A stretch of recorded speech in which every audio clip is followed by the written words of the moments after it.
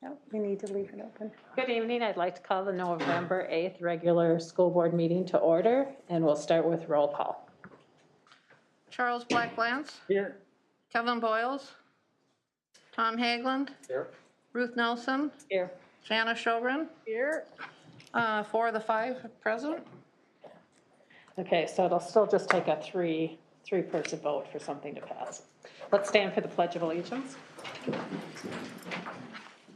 I pledge allegiance to the flag of the United States of America and to the republic for which it stands, one nation, under God, indivisible, with liberty and justice for all. Well, welcome everyone. We have another full house today. This meeting is also conducted by interactive TV, so people can also watch it on YouTube Live through the Brainerd ISD website, and it will be recorded. And the maximum seating capacity, so we have a 3-foot social distance, is calculated to be 23. And I'm not sure if we have anyone, it looks like we have a few empty seats, so I think everyone is here. Otherwise, there's room in Toynstrom. And masking is required during this meeting.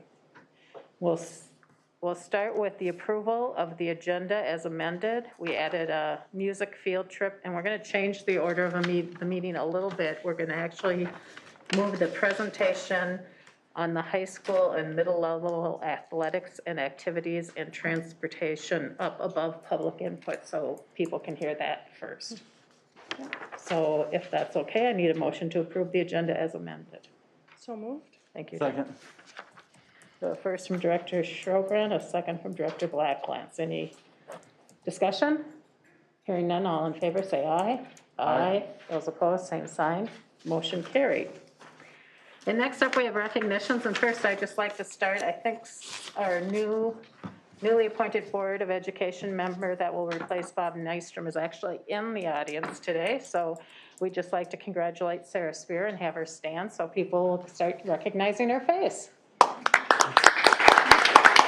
And she'll be up here at the board tables December 8th, is it? 6th, December 6th. Yeah, perfect. And then I'll turn over the rest of the recognitions to Right.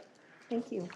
Congratulations, Sarah. It'll be really fun to have you at the board table and continuing to work on behalf of our kids. So welcome and congratulations.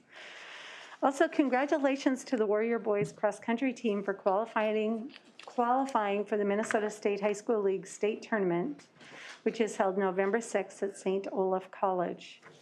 Team members are Thomas Rule, Adam Cady, Braden Capel, Michael Howe, Bennett Capel, Nolan Tisi, and Ben Statham. Alternates are Baden Bastian, Stephen Selisker, and Leif Hoffman. Congratulations also to 9th grader Maddie Miller, who qualified for the girls' Minnesota State High School League Cross Country State Tournament, which is also held on November 6th at St. Olaf's. Congratulations to both the cross country teams for earning academic gold awards for having a grade point average above a 3.75. The boys team had a GPA of 4.07, and the girls had a GPA of 4.13. Also, the following runners earned academic all-state awards for being juniors or seniors who finished in the top 15 places at the section meet and are having a grade point average of 3.75 or higher. Thomas Rule, Adam Cady, Braden Capel, and Lily Schaefer. Congratulations to the assistant tennis coach, Chad Anderson, for being named the Section 7AA Assistant Coach of the Year for girls tennis. Congratulations also to Izzy Olsen for taking first place in diving at the Central Lakes Conference Championship. And finally, congratulations to Maya Tauchius for placing second in the 100-yard swimming freestyle and earning all Central Lakes Conference honors in the Central Lakes Conference Championship. And that ends the recognitions. Okay, wonderful, thank you. And we'll go on to the presentation of Blueprint 181.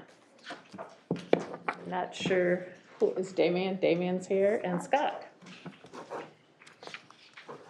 Welcome. Good evening.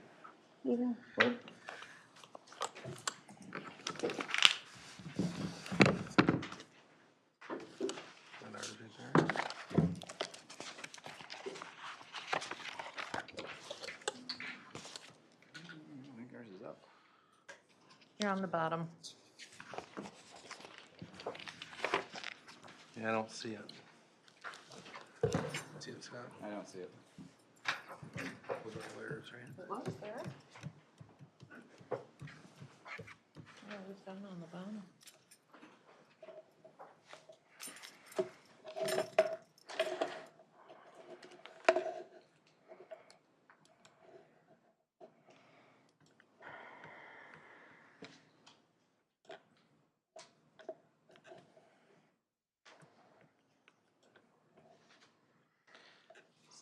Is this it? Right there. Nope. Well, where'd you go?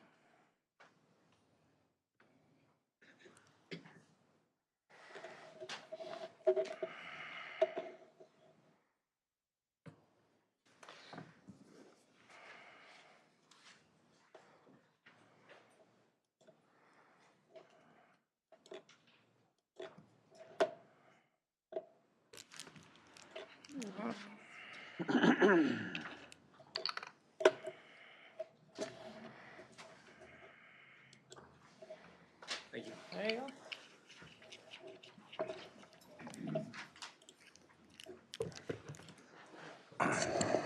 All right, well, good evening. This is our ISD 181 Brainerd Public Schools Bond Improvements Update, 11/8/2021.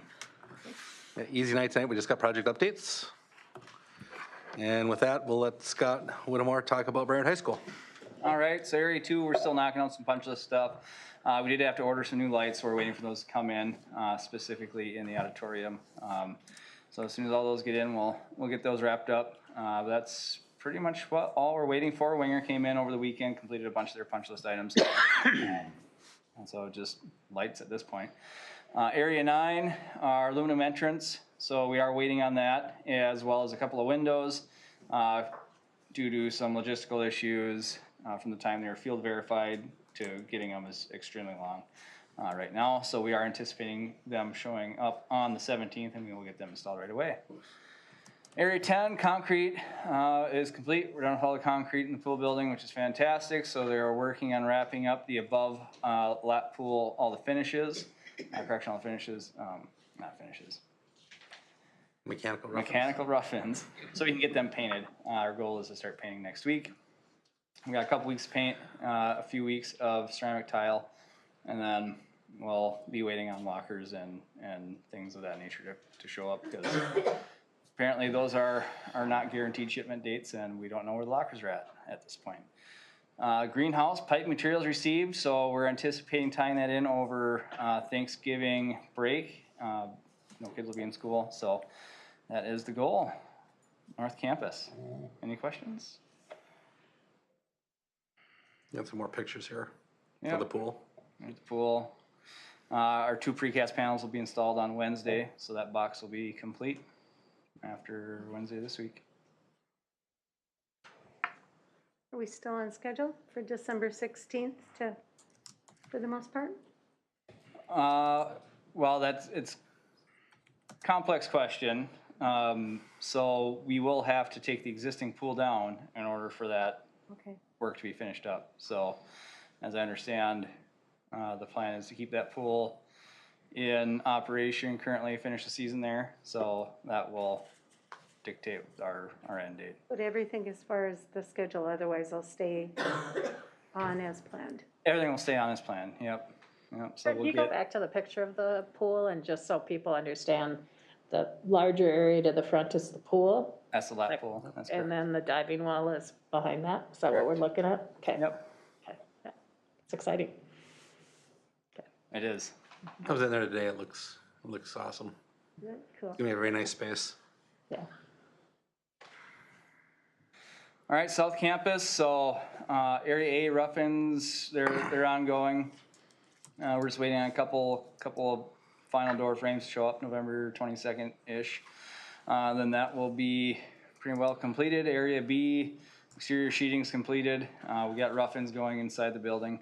Area C roughings are nearly complete. We're just waiting on a few door frames to finish those out, which will show up on our November 22nd date. D, we started setting electrical gear.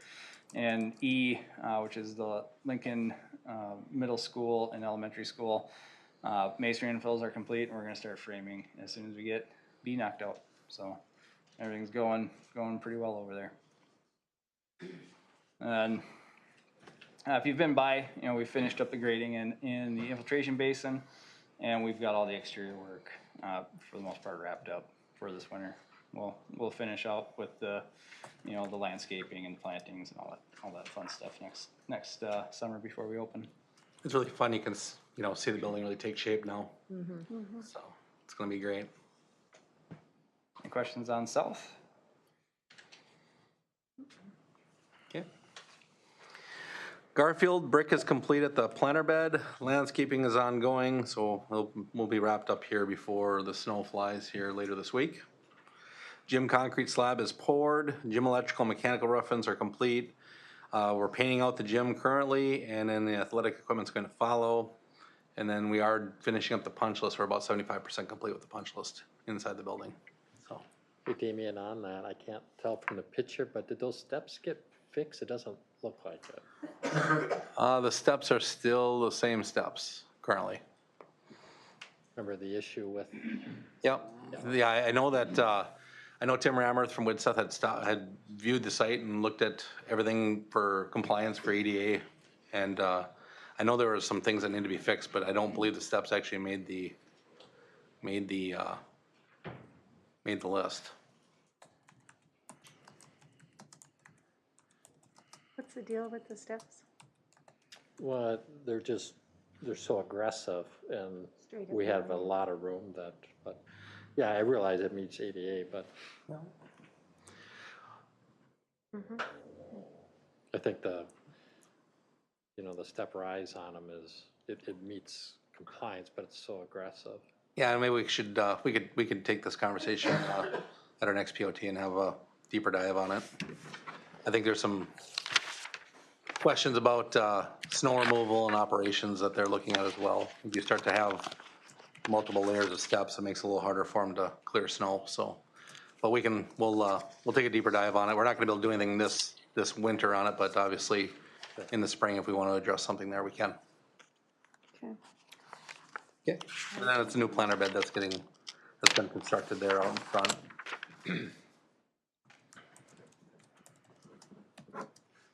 Lowell Elementary punch list activities continue, 95% complete. Project closeout documents are under review, and in the boiler room, plumbing installation was completed, and we are commissioning. So we're making sure that mechanical system works the way it should. Those are nice steps. I was just gonna say the same thing. There goes that whole conversation. I talked about operations and snow On removal. that, yeah. Touche. I'll withdraw my last statement.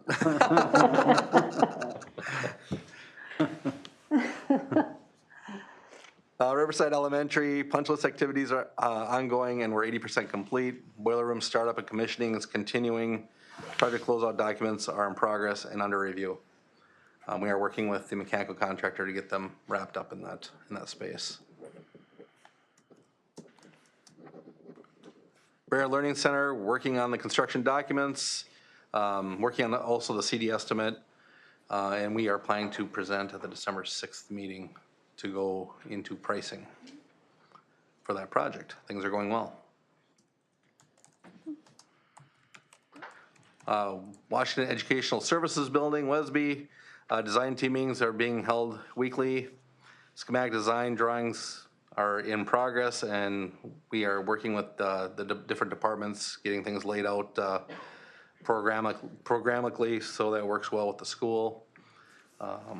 So we're spending a lot of time trying to make sure we get everybody in the right places.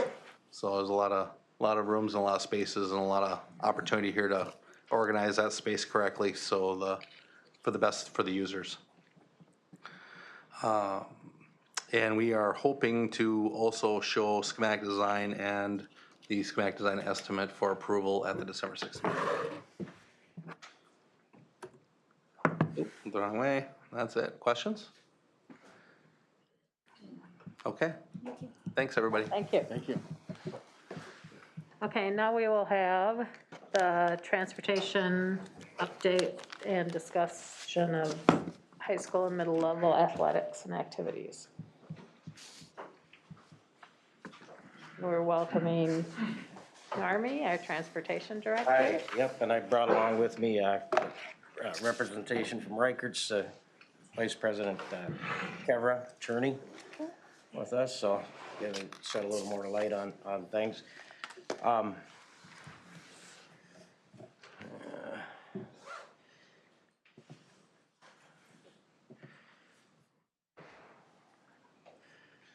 Find mine here. Oops. He said Kevra There it Cherney. goes. So first, just to give a rough overview of what the transportation department all involves, or what we do and what we service, and get a little more scope of the job. First off, we're a real large district, 516 square miles.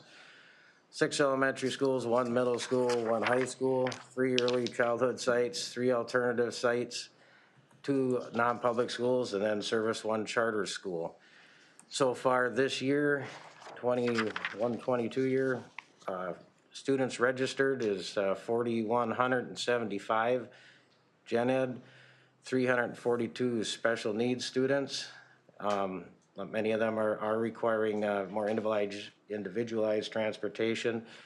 What we requested to get everything to work properly is 54 general education routes, which is contracted through Reichert's bus service, 17 special needs routes, and then we use 11 district vans for a total of 82 total routes. How we prioritize things is we provide the transportation to and from school first for our general education routes, special needs routes. And then our priority number 2 is we service the varsity and junior varsity athletics and activities. And then we move on to the middle level and the athletics and different things and all the extracurricular stuff after that. Just some things that while I was kind of going through all this and different meetings that we've had with the cohorts down metro area and statewide, we have some surveys that come out from MDE, and this is kind of lengthy and I was told to keep it 5 minutes, but some of this is pretty interesting that 87% is, I'm trying to zoom in on that a little bit more, 86% are saying that they are not fully staffed in the state right now. And these are what the districts are seeing related to the driver shortage.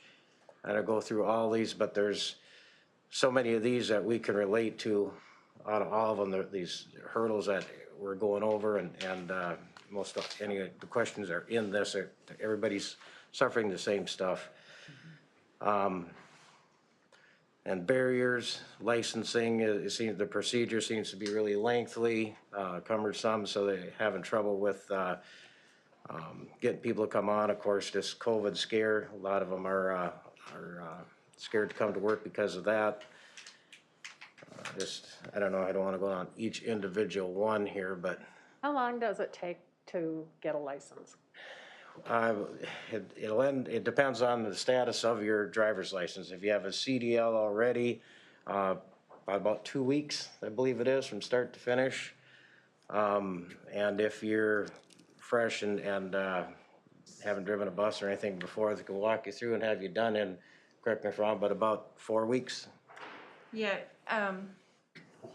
we don't have a Brainerd license office any longer, and there are 4 permit or endorsements you have to get in order to get your school bus licensing. And unfortunately, for those 4 tests you have to take, you have to go to St. Cloud now, which has been a huge deterrent.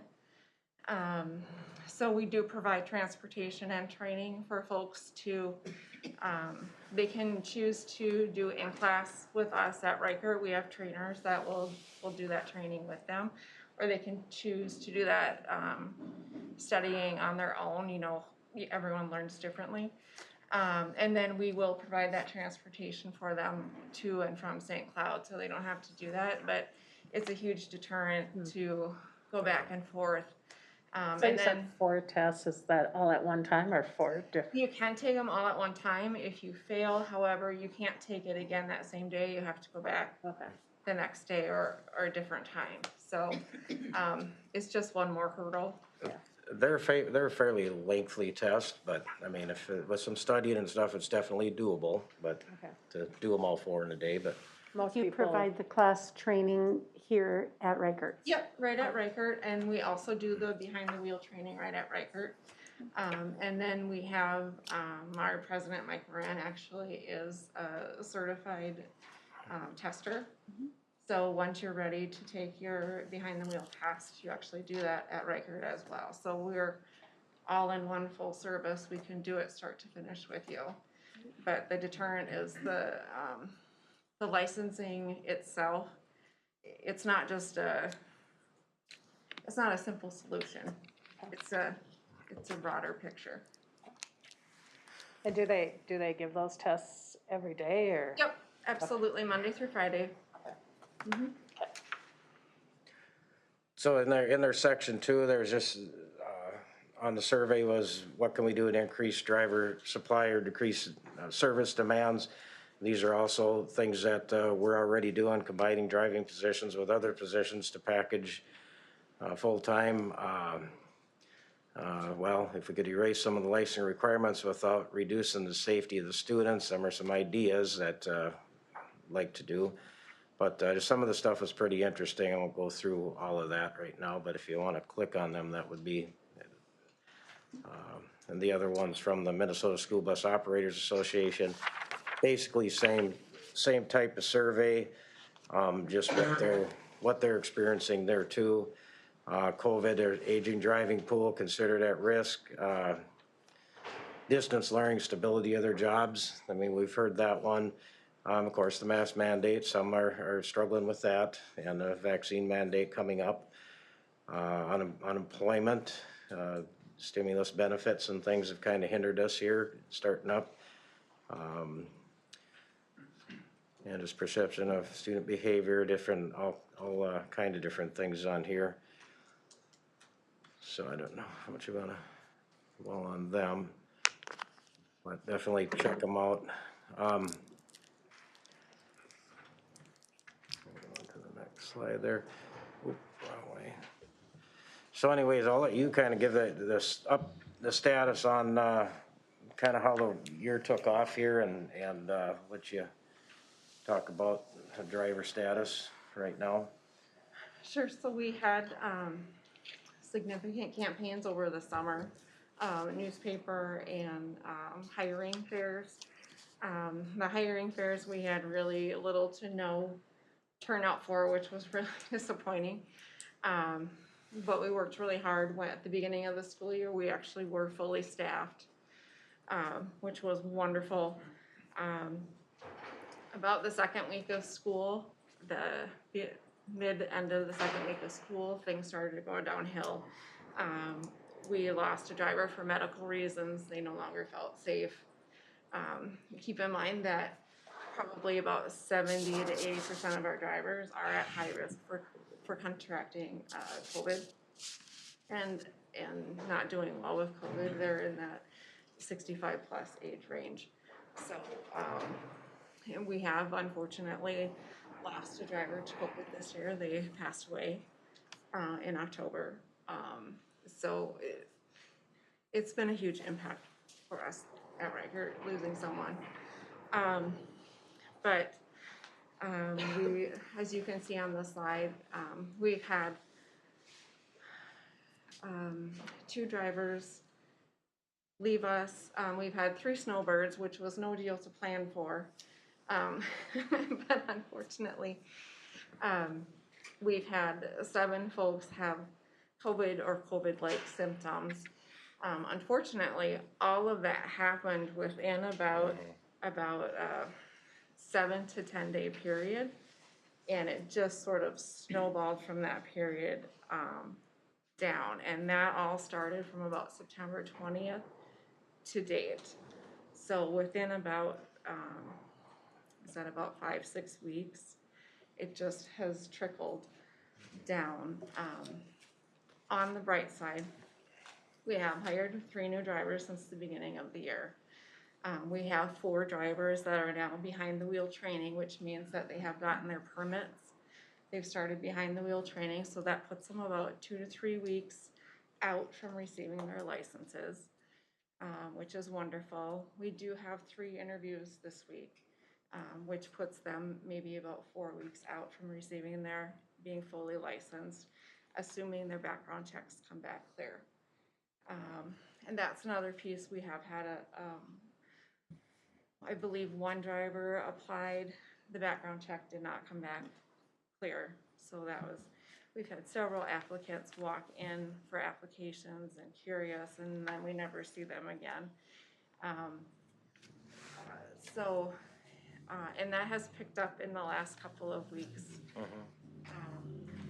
Yeah, there's been a lot more questions that come into my office, even with, requiring what they can do to help. So that's pretty good to hear from the community and the community stepping up. And some things that we talked about earlier in the season was, this year might define what our community is all about and stepping up to the plate. And I've seen some of that, even though this has been a challenging year, crazy. But, there are people that are stepping up. We are getting through sometimes day at a time, and some things are really late notice, but, we're doing everything that I can see possibly that we can do. Sometimes there's routes that we're struggling to get covered, but they have 4 drivers that just do trips. They won't do routes. They don't want to deal with that. They'll just, so that's great. Them are, can lock them in on a trip and away they go. So that's great. And then, of course, 1 driver that just likes to run a shuttle, and that's it, and we appreciate them too. So whatever people can do to help, that's moving our kids around. So at any given time, I kind of broke these down to what our needs are in the fall. And these are more athletic activities, sporting events, more I call them, but not to mention the in-between school trips are added on to this and other things aside from these. I mean, so as you can see, when you go from fall into winter sports is just about double that we have to service. And some of these aren't doing too much. I think band, choir, and orchestra didn't have much last year, but possibly this year we don't, that's still kind of hanging up in the air. So then when we get to the numbers sheet, so far this fall, we've transported, or we called out for 224 trips. And I think 195 of them were, I don't quite have the numbers on me here, but and ended up five that we were unable to fill at the middle level sports. And winter so far, right now we have 145 ordered. We do expect that number to go up and hit back like in 2018, 19, somewhere around 400 is what we're anticipating. Not necessarily just from the sporting activities, but between schools and bowling and the Arboretum and all kinds of different things. So we all got to count them as a trip. And many of these probably, I would say 60% of them will fall on route time, where a prime time is. So here's just some history. You can see things dropped off, of course, from 2019, 20 is when COVID came in, so we drastically dropped off, and we're still kind of recovering from that, but the way it's looking, we're in high gear. So everything looks like we're gonna match with what we were doing in 2017, 18, and 18, 19, the way we're on task to meet that. Darby, would you mind flipping back? Am I reading this right? If I look at 18, 19, we'll just call it 1,000 trips? Yep, 1,069 trips. And we're in session 160 days or Yep. something? Yep. So over 5 trips a day? Sometimes more. Easily, yeah. Yep. Now you got to keep in mind, these are, 4 bus loads of kids going to bowling at Jack's house. Right, but these are all just extra. This has nothing to do with getting kids here for Correct. school day. Yeah, this is besides our routes. Yep. That's why I kind of want to bring this up. It's a big number. this is when we task Reichert's to grab a bus, we need you over here to move our kids. So we are a mobile district, hugely mobile, moving a lot of kids. And most of those trips happen in conjunction with getting our kids home, so it can't be the same bus driver. It has Correct. to be a different bus Right, correct, yeah, totally different than the route. This is over and above our to and from. That's what I mean, we prioritize our routes, and then we jump into this stuff in a priority manner there. So, you know, as hard as it is when we are short somewhat here, in the grand scope of things, it's still, it's not bad for where we're at. And you know, we're moving into winter, and that's kind of why we're doing all this, to look at options, and I got some stuff coming up here in the next one. So some challenges that we have versus other districts that are, you know, basically our size, is our location. And Brainerd has longer travel times to these destinations than what a lot of these other schools do. Many activities require a Brainerd bus to be on the road before 4 p.m. to make it to their game time and warm-up times. And that's what our routes start clearing it for. Many metro schools in our conference, doing a little research on this, they're releasing at like 2 o'clock, 2:30, some of them, they're able to tier. Well, they're able to get their routes cleared and get them buses on. So their resources they don't use their resources up so much. Yep, and our first route clears at 4 o'clock. And then metro area, also they have, you know, several contractors to network with that are close by. A large district that has a small land area, well, they're sitting there with 100 buses, and they only have, you know, a half hour to drop all their kids off, and they're cleared already, where when we have to go, you know, half hour if we go straight to the end of the district and then back. So I mean, these are challenges that we face when you hear, well, this other district has their stuff covered, but they're all struggling pretty much. So summary going forward, to wrap it all up, you know, Reichert's bus, they're committed to keeping a robust and aggressive marketing campaign that has helped navigate through this national bus driver shortage. Doing an outstanding job with that, and I'm convinced of that. This year has been great. Our departments have and will remain to be committed to work hand in hand, and better than ever before, I feel. Since I've been here, it's been working great. We will continue to prioritize the district's transportation needs as determined earlier in the presentation, unless we're told to do other ways. Winter sports and activities will be a challenge at the varsity, junior varsity, and middle school levels. We know that.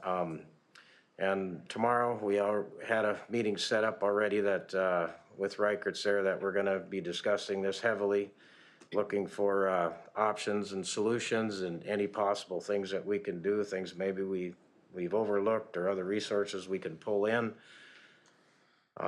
Whatever we need to do, you know, to try to make this still all work yet. You know, and we'll continue to follow the contract of what was approved last spring. And then put on the bottom, if anyone is interested in becoming a school bus driver, please contact Reichert Bus Service. And yeah, we're be really glad to have your phone call, I'm sure. So will your discussion tomorrow include, you know, some of the emails that we got today? Will it include potentially parents carpooling and getting their kids to some of the? Yeah, that has been discussed some in the background, and there's a lot of things to. Probably some liability issues with that. A lot of things to deal with that. I mean that I want to leave up to I think. Yeah, we got to look through that one a lot clearer than just to discuss that here, I think. But Yeah. Okay. Good. Any other questions, or keep moving? So we have Jack and Derek too to add on to this. So. Yep. Quick question, when you said the Twin Cities school districts, they can Tier. partner with other contractors? Yep. What does that mean? Just their locality. Like, you know, St. Cloud will use like 3-4 contractors to service their. You mean like other district. bus? like other Correct, bus yeah. companies? Okay. Yep, so if they're short one day, well, the other one will take over some slack, you know? And some of, like what we try to do with our neighbors too, and they have in the past, but right now, they're just trying to keep afloat with what they're doing, you know? So they're trying to cover their stuff, cause they've been in contact with them, I've been in contact Yeah, with we them. reach out to our Yep, neighbor contractors as well and see if, and sometimes they can help yep. and we use them. But size, you know, I mean, they're looking, Yeah, they're there's much no, smaller. there's much smaller than what we have, so. So, yeah, that's kinda where we're at. Thank you. Thank you.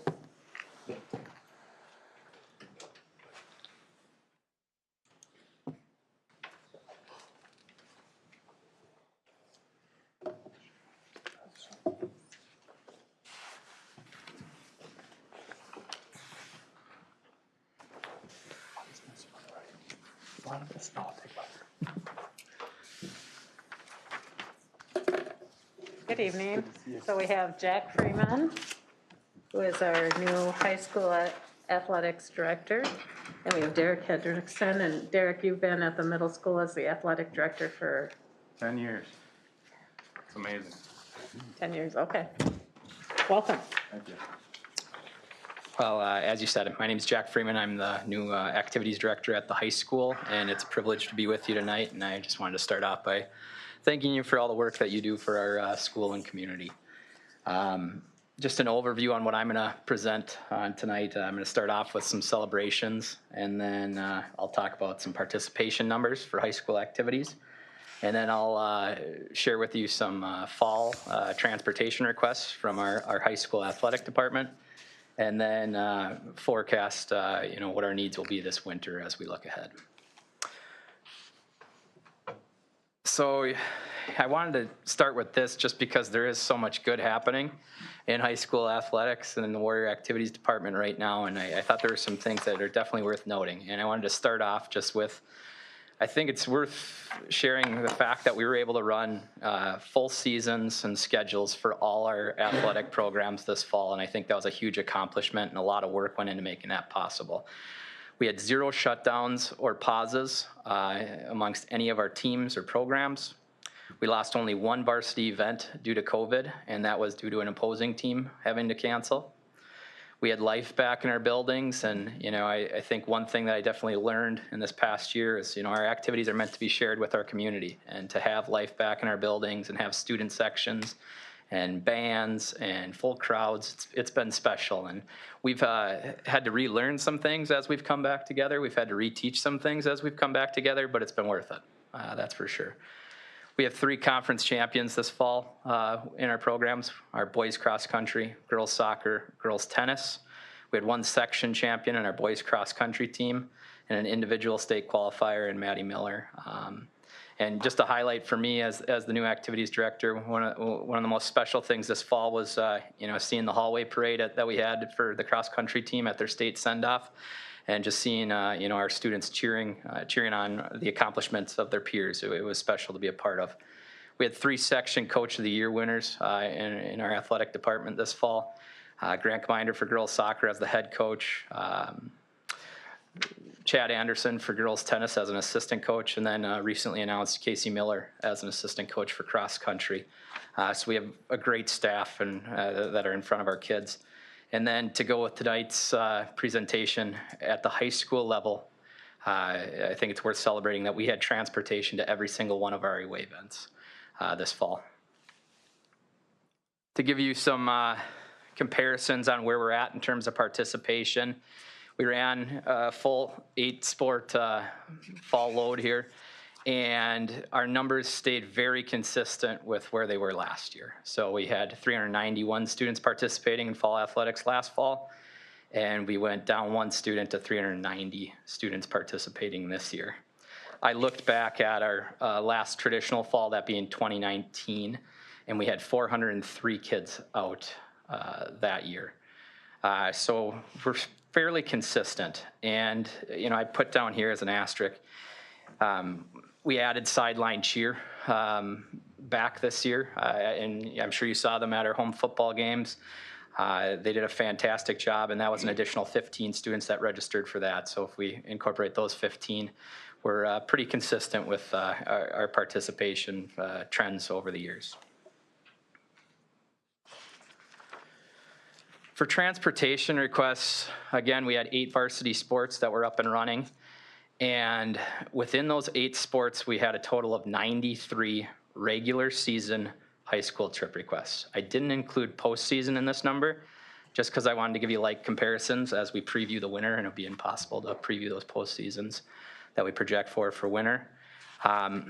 You know, I think it's worth noting our boys and girls cross country team, they share a combined schedule and they share transportation. So we had 2 varsity programs that only required 7 trips there. For football, for every away varsity game, we required 2 buses. For every JV game, we required 1 bus. And for every 9th grade game, we required 1 bus. So that's where that 16 number comes in. For boys soccer, they requested 2 buses for every trip. And that would cover 3 of our soccer teams at the boys for the boys. That was a total of 19 bus trip requests. And they had 2 buses for every event except for 1. And I'll share that later. Girls soccer was 1 bus per trip. Swim and dive, same thing. Girls tennis, same thing. Volleyball always requested 2 buses per trip. That's where that 22 number comes from. And they also had 2 buses for every trip except for 1. So just to, share some of the challenges that we faced this year is most of our challenges came on Tuesdays and Thursdays, and that's not a surprise. That's when the bulk of our events take place, and that's dictated by our conference schedule, which is determined well in advance. So to give you some background, Thursday, September 16th was a day that we saw a lot of challenges at the high school level. We had 4 away events that night, and within those 4 events, there was a request for 6 buses. So our swim team was at Tech, tennis was at Wilmer, soccer was at Wilmer. Soccer requested 2 buses, and on that given day, we got them out with 1 bus. And then our coaches, due to the bus being at capacity, our coaches had to drive separately, and we got approval for that to happen. That night, volleyball was also switched from 2 buses to 1 bus, and we got them out and to their event, but our 9th grade coach had to drive a van with 9 players in it. Go ahead. Question for you. When you say requested, so they requested 2 but would easily fit in 1, or what's? Well, so volleyball, they didn't fit, so that's why we had to have the 9 players and a coach in a van. Okay. The boys soccer. The coaches had to drive separately because they didn't fit on the bus. So everyone except for the coaches. The coaching staff, which was, I believe, 6 individuals. Because it services 3 teams. And then, the other unique thing is, for volleyball, when we host a volleyball event, it's common for our 9th grade teams. We have a 9A and a 9B to host at Riverside. So they can be going to separate venues, too, within that. We had trips this year where we were sending our B squad soccer team to Little Falls to play their JV. If, say, a conference school didn't have a B squad, they only had a varsity and JV, we might have to, change those trips a little bit. Thank you. And then, Tuesday, October 5th was another one. We had to have staggered leave times for our volleyball team. And in order to get our routes in and get our teams out, we had to push back their departure times 45 minutes. And we just communicated with Sartell, shared what's happening, and they were very gracious and understood because they're dealing with a lot of the same things too. As we preview the winter and look ahead to winter, I tried to give you a breakdown of trip requests, and we'll switch to 14 varsity sports that we host. And within those 14, we're scheduled for 132 trip requests currently. Boys basketball would require 2 buses for all the teams that they have. And then Nordic, they're taking 1 bus to some of their events, but for 5 of their events, they're requiring 2, and that's based on how many kids they can bring with. I put an asterisk next to Alpine. Our boys and girls Alpine teams share a bus, but why I put the asterisk there was those trip requests have not been submitted yet. But that's what a traditional schedule will look like, is that they'll travel to 10 meets and they'll need one bus for each meet. But yeah, that'll be the preview of our winter breakdown here. And with that said, we also anticipate transportation requests from our fine arts programs. I went and spoke with our music department on Friday morning, and I just said, you know, how many trips are you anticipating? And they thought that they would require 13. That would include band, choir, and orchestra for the remainder of the school year. One Act Play has submitted 2 bus trip requests that we have on file, so those are in. Knowledgeable anticipates 5. Speech, I just got off the phone with their coach this afternoon, and they anticipate 10 to 15 bus trips between their high school and junior high programs. Mock Trial, I don't have that number for you, but they've traditionally requested busing in the past too. So we know that fine arts will add to that number. To give you an athletic comparison, again, fall we go from 8 to 14 varsity sports, and the trip requests will go from 93 to 132 is what we project for. And, you know, I think it's worth noting, how are we trying to be proactive at the high school level? First and foremost, we're encouraging all our high school coaches this winter, whether they're a head coach or an assistant coach, to get their Type 3 license. I don't think that that's a solution to, you know, be a long-term fix in terms of saying this program's going to take vans all year. I more view it, you know, like how we did it for volleyball, where, hey, you only have 1 bus today, or hey, we're only going to be able to send our varsity team today, and it's going to be in vans, and our coaches can get you there. So I view that as more of a, you know, short-term emergency fix rather than a long-term solution. And I think it's worth noting too that we were informed that our district has 4 vans that are used for these types of trips. So it's not like we have an unlimited supply of those vans, and they're in high demand too. And then, you know, the primary thing that we're doing right now, trying to be proactive, is continuing to share the root cause within our community, and that's, we need drivers, and we need our community to hear that. And I shared with our coaching staff and asked them to, you know, put it out to their teams and their programs on, you know, the steps for how to become a driver. There's a link in there. And then the Reichert bus application. I spoke to the Kiwanis at lunch today. Made sure anytime I have a platform, I'm expressing we have a need for drivers. And I asked our coaches to do so at their parent meetings too. And I was at the girls hockey parent meeting last week, and people kind of chuckled, and I'm like, no, this is serious. You know, we need to recruit drivers any way we can. And Norby touched on this, but just the priority for transportation within our district. Number 1, it's transporting students safely to and from school, and then we're step 2. And again, I just want to say thank you to all the people that, you know, worked together to overcome the challenges that we saw this fall, because it took a lot of people to get all our high school programs out to their events. We had to get creative some days. We had last minute conversations where it was right up into the event, but a lot of people did a lot of great work to get all our high school programs out. And then, you know, the next priority below us would be middle school activities, and I'll turn it over to Derek, but they weren't quite as lucky as we were in getting all their trips filled.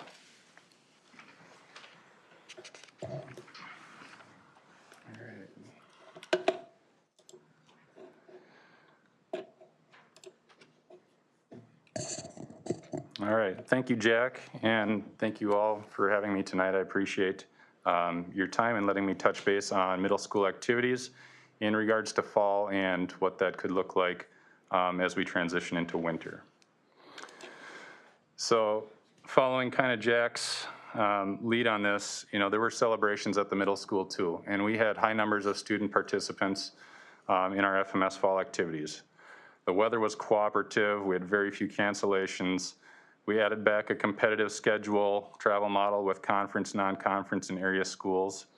We attended a number of Saturday invites, which was great. Bemidji, Alex, Grand Rapids, there were a lot of opportunities for us to do things outside of just the normal week. And we hosted a couple jamborees with some area schools, which is always nice to connect with those smaller surrounding schools: Crosby, Ironton, Aiken, Piers, Staples, Pequot Lakes.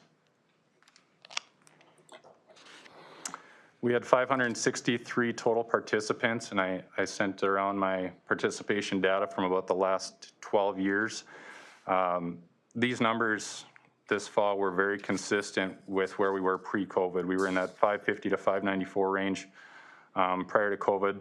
So we saw some nice jumps in football and volleyball across all grade levels. We saw a little bit of a dip in girls cross country, girls swimming, and girls tennis. What our transportation looked like, we did travel a little less this fall and added a few more home games, just knowing in advance that transportation would be challenging.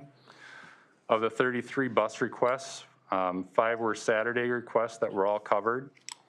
Of the 28 trips during the week, 5 were not covered, and 7 required some challenging time adjustments. Some of those time adjustments required our athletes to sit outside at opposing schools' fields for 2 hours prior to the start of their competition. If you look at some of the lost days, we had boys soccer who lost 2, girls soccer lost 1, girls tennis lost 1, and volleyball lost 2.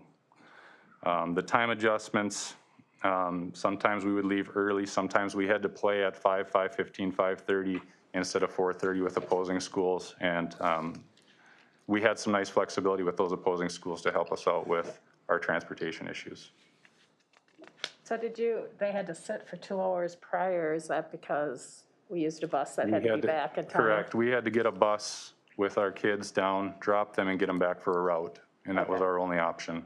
Okay. And that would be more challenging in the winter because there's nowhere to drop them. Yeah, okay.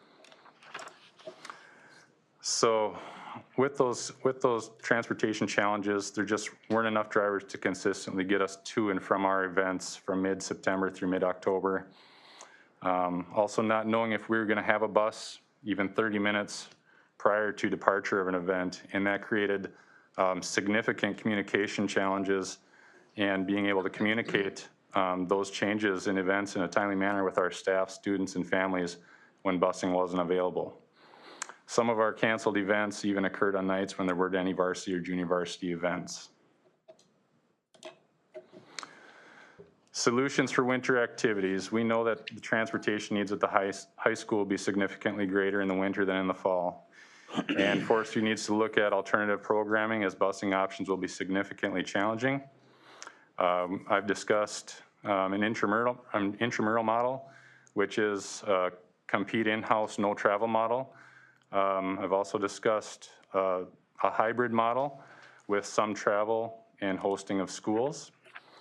Right now, I'm leaning towards a hybrid model, which is a normal practice schedule of 5 days a week.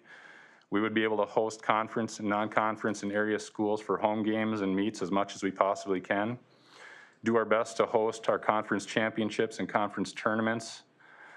Allow all middle level activities to travel on Saturdays to any tournaments or invites that are being offered by non-conference and conference schools, since busing seems to be available on Saturdays. We would continue to include opportunities to add additional travel days if our transportation department stabilizes with additional drivers. And Jack and I would do our best to assist our varsity coaches to follow policy 550, utilizing our 7th and 8th grade athletes on JV and varsity teams when and where they are developmentally and physically appropriate and where numbers are needed. Questions you have for me in regards to our models or anything else in the presentation?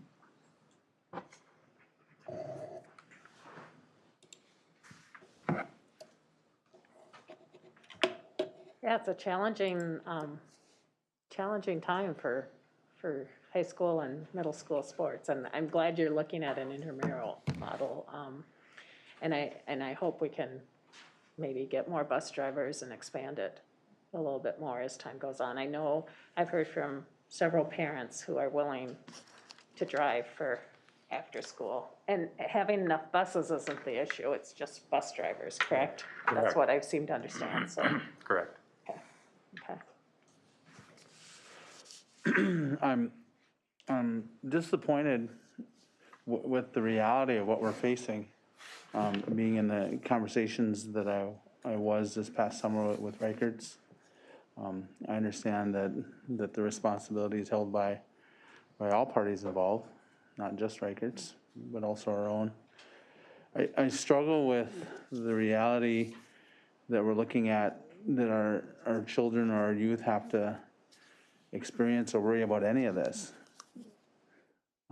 This should be something that they should all be able to partake in and not worry about whether they're gonna have a activity or an event pulled from them.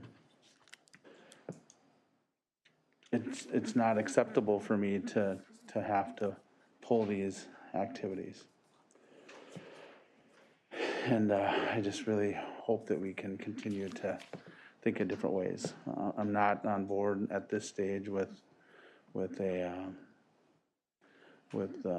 intramural option at this point. Although I appreciate it as a option, I understand that, but I guess I'm still holding on to as much as we can a full schedule to be able to meet the needs of our students. Athletics to me is definitely an arm of academics, and we need those students to be able to compete. Iron sharpens iron. We need those students out there competing with other people other than simply themselves. But I understand that you both are, I appreciate your presentation. I know you're working hard and you don't have much to work with right now, and I appreciate that as well. I'm not ready to lay down the sword yet and to accept intramural at this point. I agree, and I believe that's why leaning towards the hybrid model versus the intramural model allows us flexibility to add that travel component as Reichert stabilizes and adds more drivers. And the hybrid model also allows us to host home games and meets with other schools and then travel on Saturdays when buses are available. So at least leaning towards that model allows for that competition piece and is not just an intramural piece. Are Tuesday and Thursday still the really busy days of the week? Very much so. Is there any way of, like the middle level, switching some of them to a Monday, Wednesday, or a Friday? We did switch, and that's kind of been the case. Is what I've done is I've tried to wrap the middle school schedule around Jack's schedule as much as possible, and even doing so, we still were not able to fulfill 5 trips and had to get creative on 7 others. So we do our best Mondays, Tuesdays, Thursdays, Fridays, Saturdays. We have not tapped into Wednesday competition because of church night. We have avoided that. Yeah.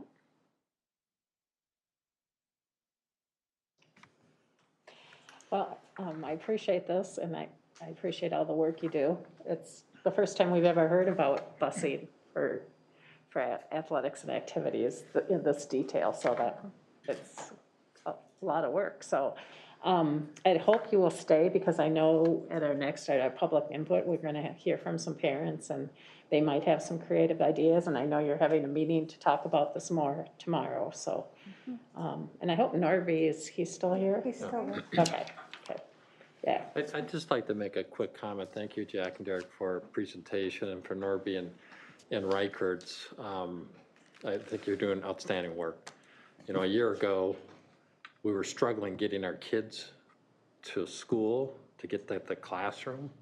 So I realized that, and I true, believer in athletics and all the extracurricular activities, but our priority has to get our kids to class, which a year ago we had routes that it didn't happen. So you guys, in our transportation, you guys are jockeying this around. You're doing a great job.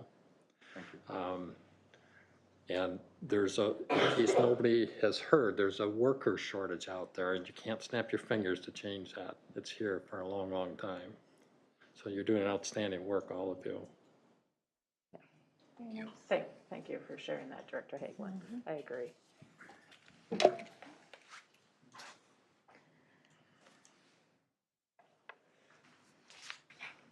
Okay, so now it's time for public input. So you have 3 minutes, and you can come up, and while you're talking, if it's more comfortable, you can take your face mask off if you'd like. How many do we have, Anne Marie? 6. Okay, wonderful. If anyone else is speaking and hasn't filled out a card, maybe 7, huh? I'll start. Okay, we have Mary, Ryan, and Tiffany, right? I'm Mary Claire Ryan. I'm the head coach for the Nordic Ski Program. We have 140 kids from 5th grade through 12th. We're a little bit different than a typical basketball or the program because our schedules and our races all occur on the same day with all the teams, with the junior high participating at their level during the course of the day. So initially 2 weeks ago, we were told that it was going to be strictly intramural. And of course, after a year like last year, at least we had something. I don't think we have to be there. It was encouraging to hear now that they're thinking of a hybrid model.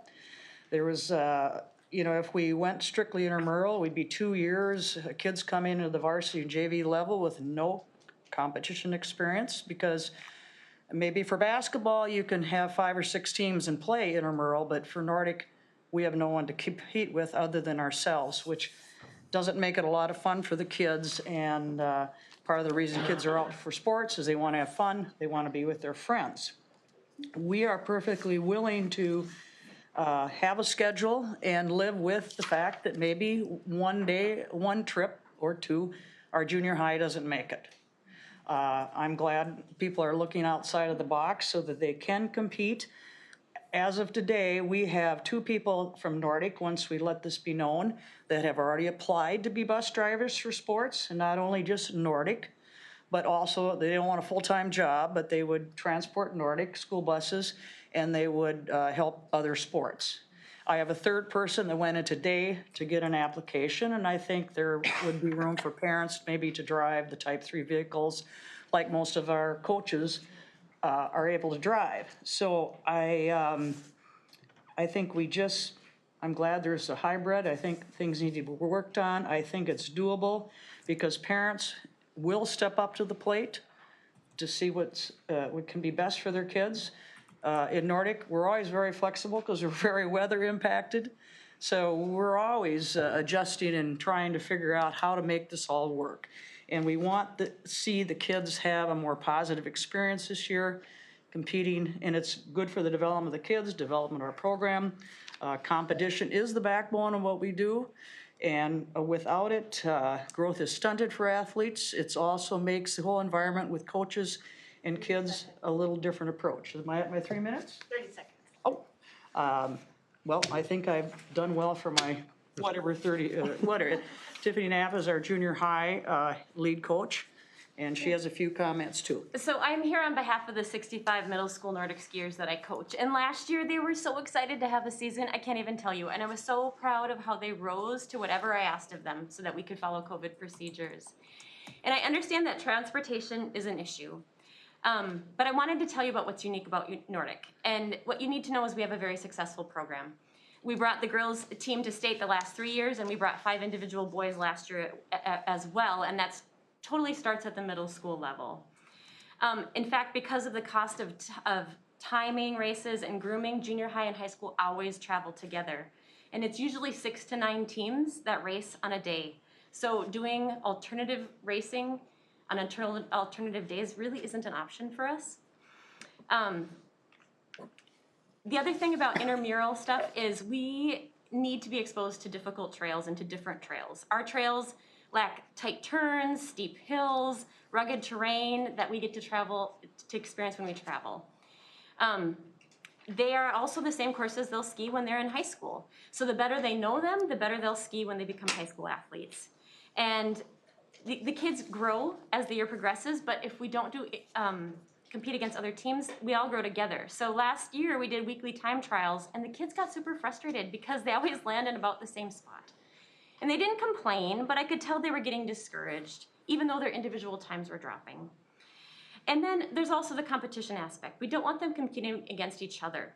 It's something we already struggle with. As a mom that had 2 kids that went to state and skiing, I've seen how them competing against themselves is really negative for overall performance.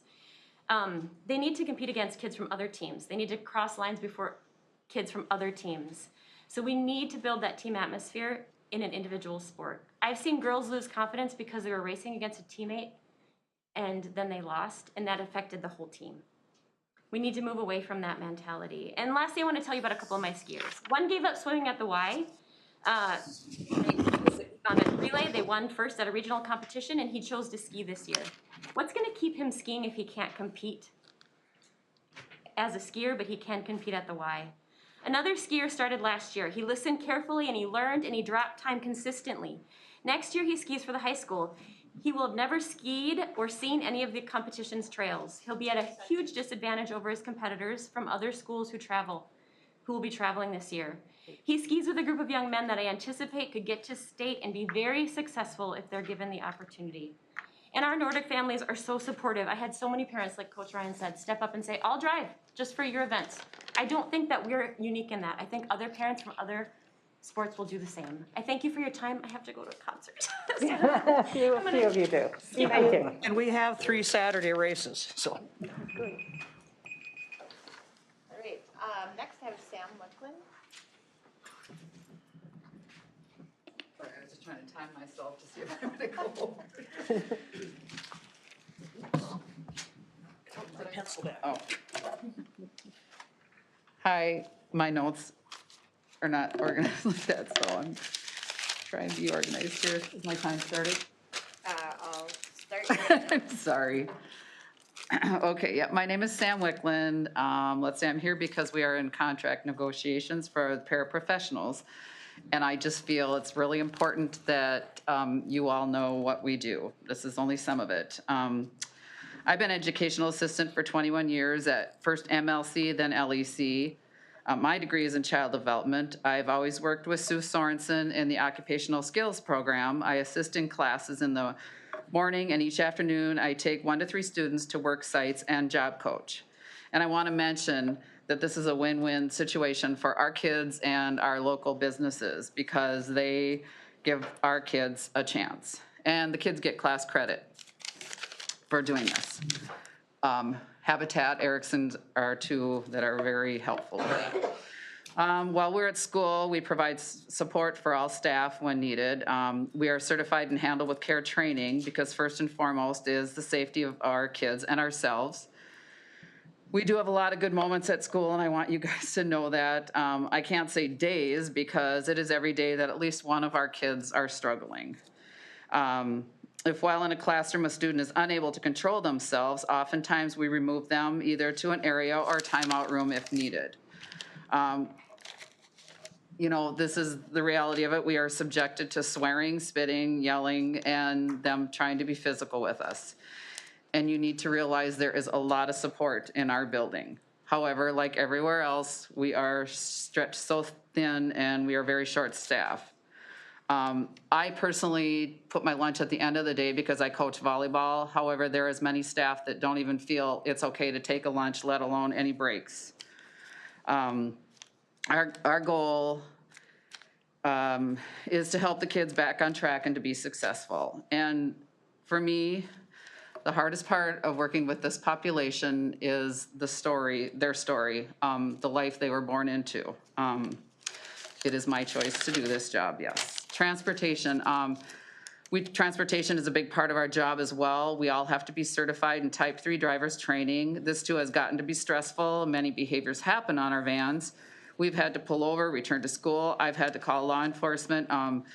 Many routes are far out past Garrison, so that can make it tough. Long end of the day for the kids. 30 seconds. Oh my gosh. I've also worked nearly every summer for summer school. That group of EAs is highly subjected to so much physically. It's just tough to see that. The staff at Forest View, also same thing, everything from safety, elopement, hygiene for the kids. You know, I won't even touch on COVID because I know it's been hard for all of us, but just know that I did emergency childcare and I was really grateful to have a job as tough as it was, but it was tough for everyone. Am I done?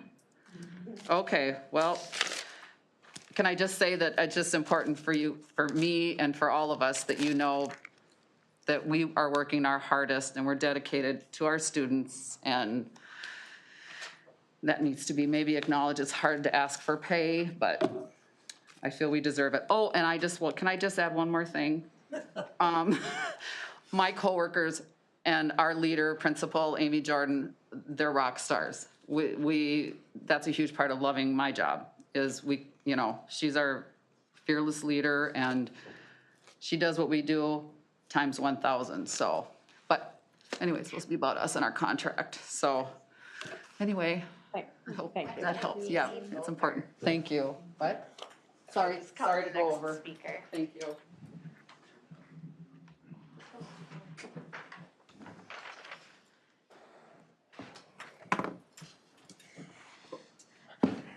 Hi, can I take this one? I can't see if I, anyways. My name's Amy Bogart. This is my son Jackson. I have 2 students in the district. He is why I'm here today. I'm just gonna cut to it because I have a lot to say. On October 5th, the district sent an email stating that there was a busing shortage, that they were working on it, and that they'd keep us updated. It alluded to the fact that the COVID was affecting the bus routes. Not that they were contemplating canceling activities for a quarter of our district students. They didn't ask parents to take any action, and they didn't ask for our help. We have between 400 and 500 students in the middle school who participate in winter activities alone. So that's about 1 in 4 of our students there. Participation in activities is more than just getting to shoot hoops with friends after school. It's about team building, honing skills, strategy.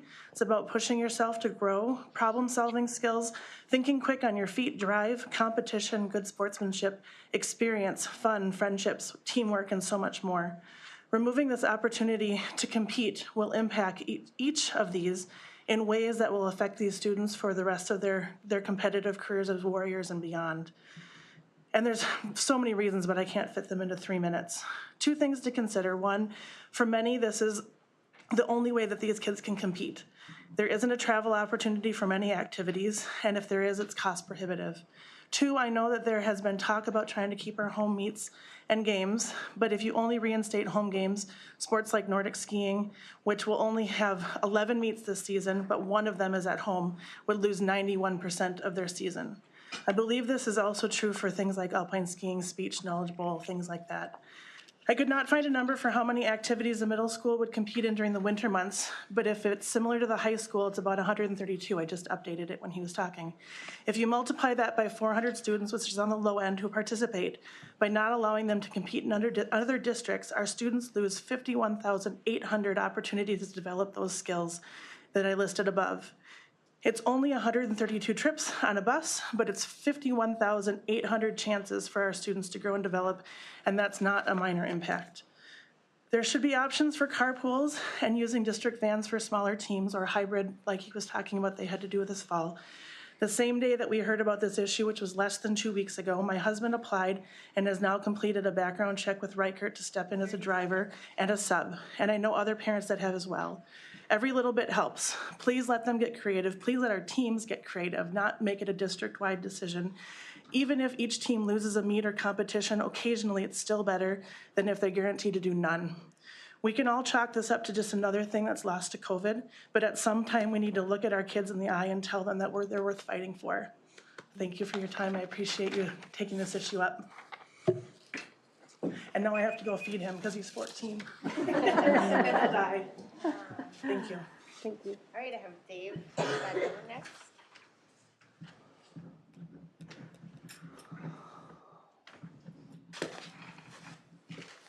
I will also be taking this off.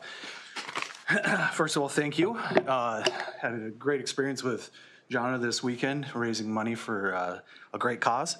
You look much warmer, as I am as well.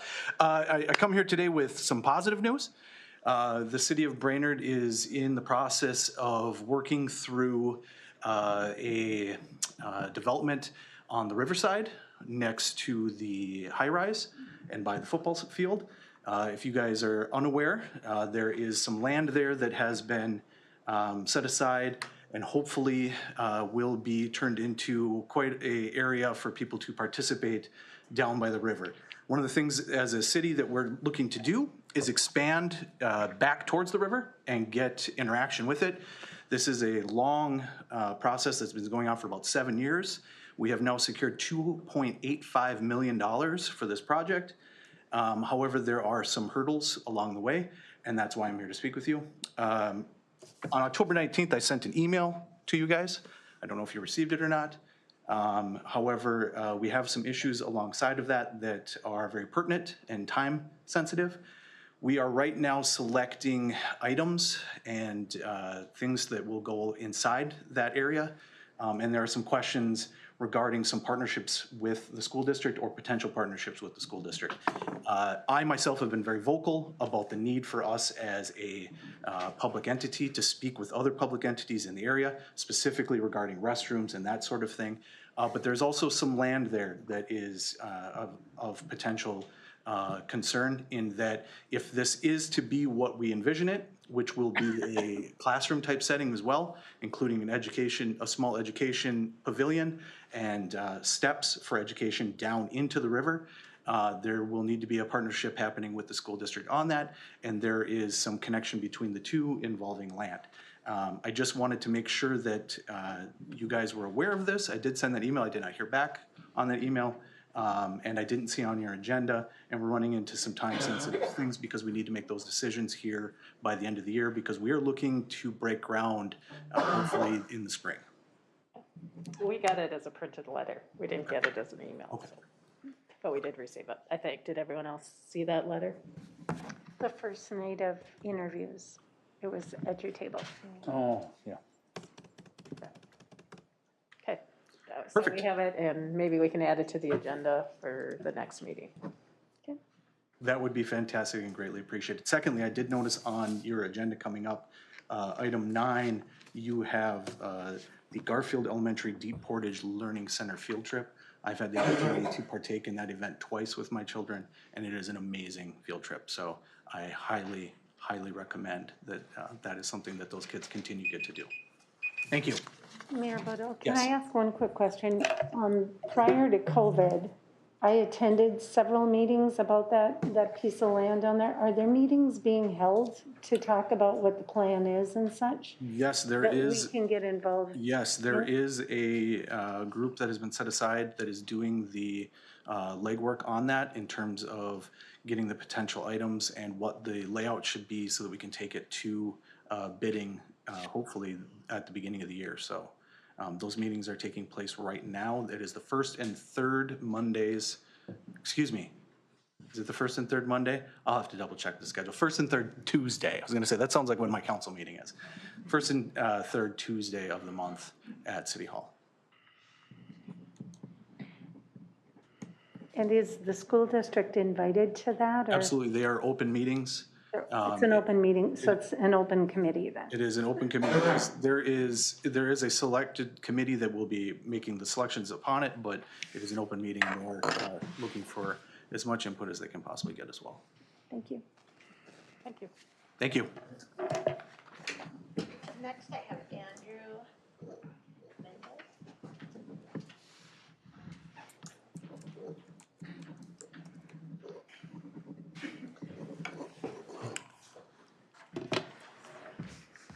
Hello, school board members. I'm here today to address recent policy changes within the high school, as the district has recently endorsed a policy that sanctions faculty-involved voyeurism, which violates a student's privacy and constitutional rights. The high school administrative team is having an employee of the district go into bathrooms and peer into stalls while students are using the bathroom.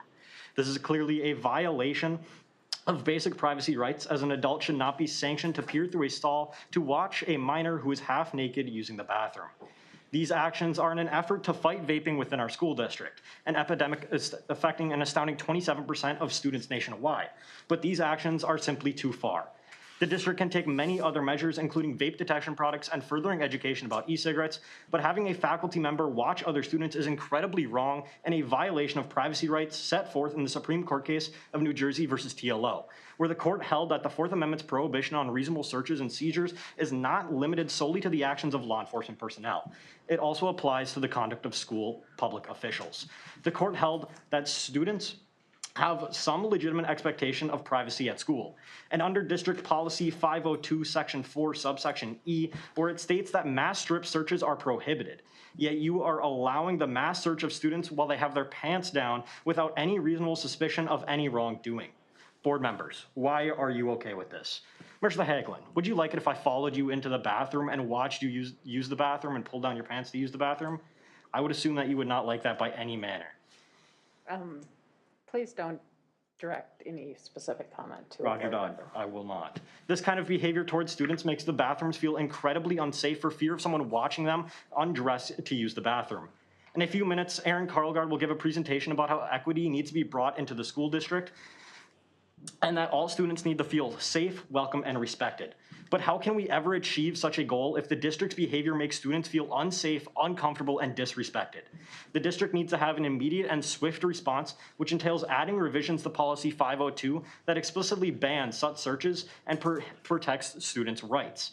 If there is not a reversal of this policy and clearly definitive rules to forbid such actions, I will run for a school board position myself in the upcoming general election to protect the privacy and safety of students. The district will continue to see as well the dissent of students, as there are already rumors of student walkouts, sit-ins, and protests, and a petition has already been started that has received over 100 signatures in the past couple days. This is something I encourage all students to partake in if the school board does not take any action, as if the school board does not stand for students' basic rights, they must stand for themselves. This is just another action by the district to undermine the safety of students, which can no longer be tolerated. No more. Thank you.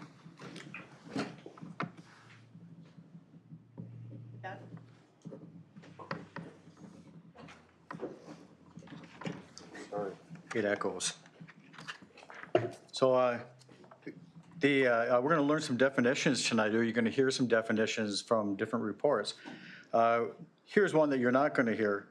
It's what I would call the definition of equality: the promise of fair treatment, access to resources, opportunity, and advancement for all students and staff, period. Equality is where everybody gets what they need, where you give them fair treatment, everybody gets the fair treatment, everybody gets access to resources, opportunities, and advancement. Equity and equality are not the same word. They are not. Another thing that we're going to be hearing about is implicit bias. When I got married, I married a Swede. I chose her over a Norwegian. That was not a prejudice, it was just she was cuter. Anyway, Martin Luther King, he said that we are to judge a man by the content of his character, not the color of his, skin. I'm a firm believer in that, 1,000%. We do not judge people by their color of their skin, or you judge them by their character. That's what we do. I judge character. I just know that if we judge by character, we're going to look at equality. Equality is where we are seen as equals regardless of your race, your religion, your sex, your familial status, or your sexual orientation. We're equals. And in America, that's an awesome thing. We're equals. Equity is not the same thing as equality. And that's why we will not hear about equality tonight. You'll hear about equity. Thank you. That's everyone? Okay, thank you, everyone. That's our public comment for tonight. We've done the transportation, so we're now up to the Equity Task Force update. Good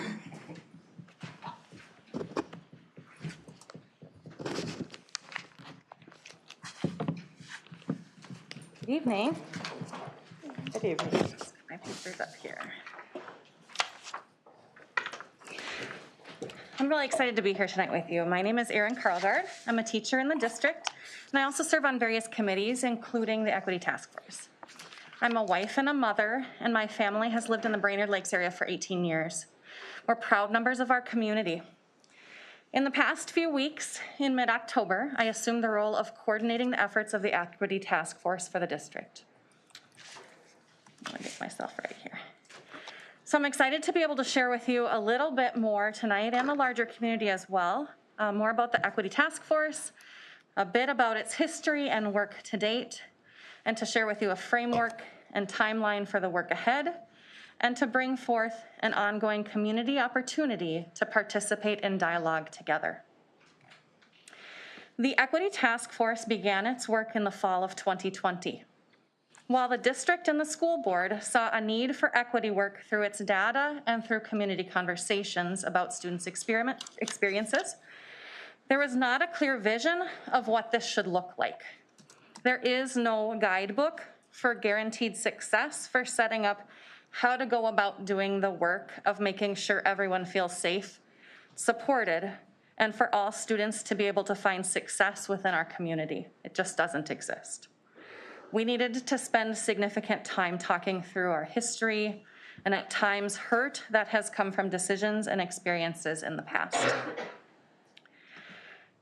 The task force spent a good time dealing with creating definitions for our work, which have been shared with you in the past.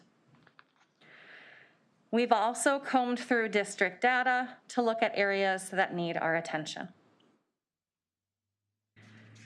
In October, I presented a framework to move our equity work forward that would help us look at all of our work, from hiring to professional development, to curriculum and assessment, to student engagement, in a way that reminds us that we must keep the safety, support, and success of all of our students at the center of our decision-making and planning.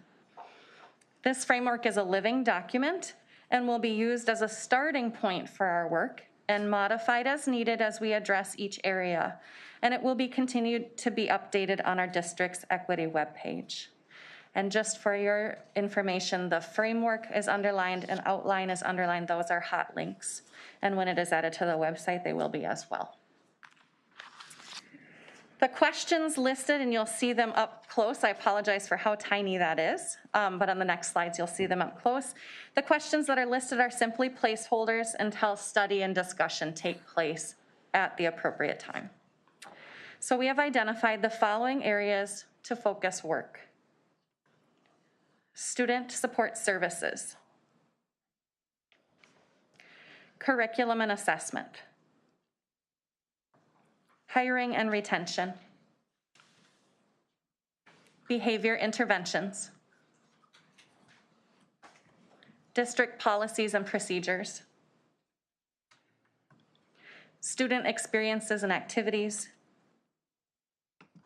student safety and engagement, and community engagement. We will look at each of these umbrellas one at a time, and we'll look at our district data to see what works, and we'll be looking for areas where barriers exist for our students.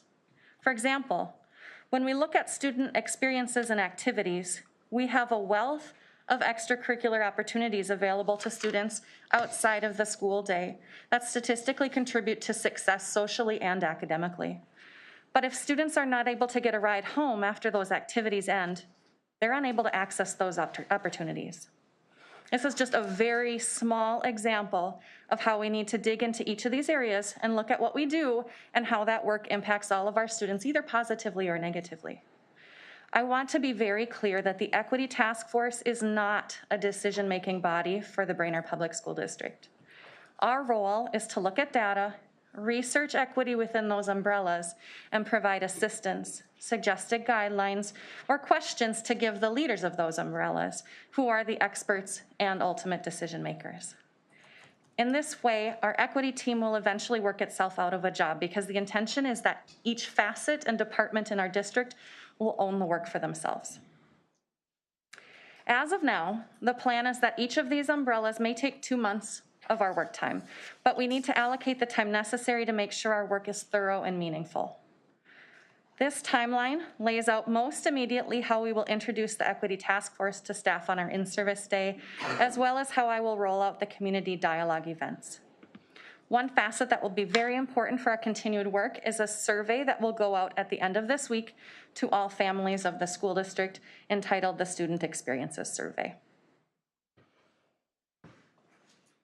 On November 29th, staff will meet in the morning to learn about the Equity Task Force work to date, similar to what you're hearing tonight. They will receive training on implicit bias and deficit thinking. Individuals leading this in-service will be in-house strictly, as we will be focusing on needs specific to our district. It is our intention to have this in-service conversation continue at our spring in-service, because this is long-haul work. At times, we will only be able to digest and make shifts in small incremental amounts. I would like the community to know that the content for this in-service is also the planned topic for my December community dialogue, so that everyone has the opportunity to know what is shared, to hear the stories we've heard, and to have the opportunity for meaningful dialogue together. The first community dialogue is now officially booked for December 7th at 6 p.m. in room 200. And I've arranged January, March, and May every other month, so it'll coincide with the 2 months it might take the equity team, and they'll talk about the same topics. As a district employee, I want to reiterate our why. We are guided by our work on behalf of the students of our district. We vulnerably state that we know there are areas in our organization that need time and attention so that we can learn, know better, and do better for all of our students. I'm looking forward to working with you in my new role of coordinating our equity work. I'm excited to offer ongoing conversations for my neighbors and fellow community members around this work as well. And just in case anybody's curious, I'm going to be working to get the material I shared tonight on our webpage as soon as I possibly can. And that will be updated with new information as we cover it. Thank you, Erin. I'm sure we have a few questions for you. Absolutely.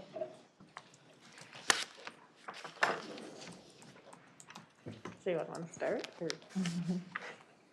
Maybe we don't have any questions. I love this. When you sent it to me ahead of time to look at, just that we've got there's some meat to what you guys are doing now that everyone has seen, and the fact that we're engaging our community and we have a plan laid out, and I just think it's wonderful work, and it's fun to finally see this. So that's what I would like to say. There's a couple of things.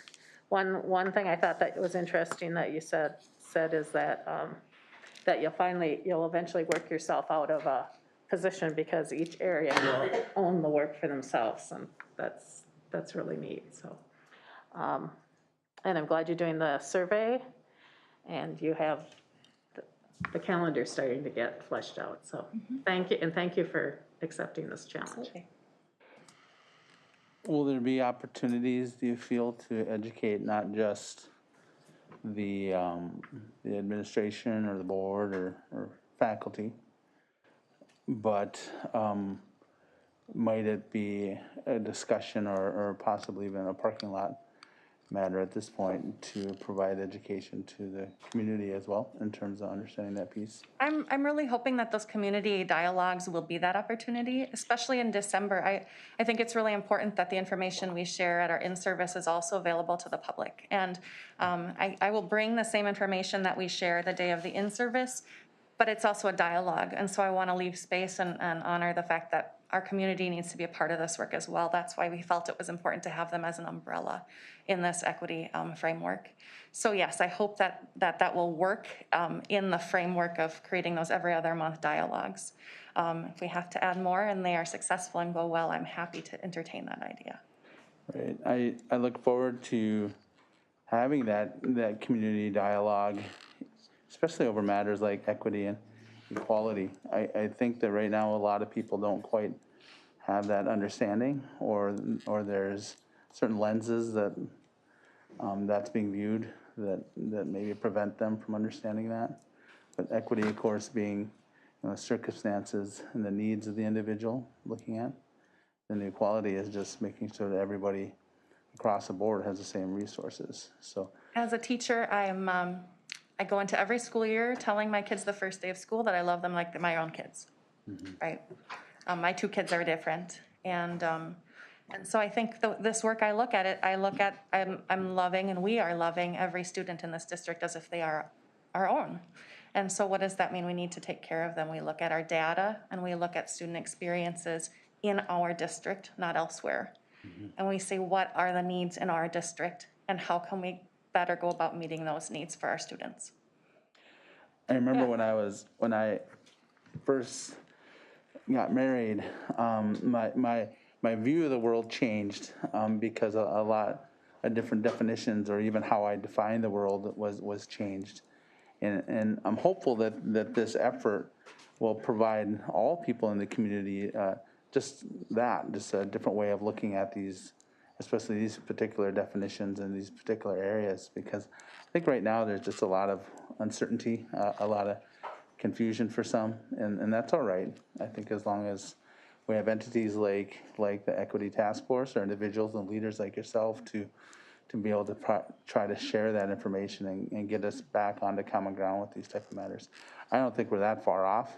I believe in the community, but right now I think there's a great deal of fear around it. and hopefully efforts like yours and the school districts will add to the ability of many to be less fearful about it and start understanding a little bit more. I agree. I think we're close. I think we can do that. I liked how you mentioned, you treat them like your own kids, and when you think of your own kids, those of us that have more than one kid, how different they are from each other. And you treat them differently, or you teach them differently because they are different. We should if we're doing different. justice to our class, yeah. Yeah, Right. so that's a neat way to think of your class. Any others? No, well, thank you. Thank you.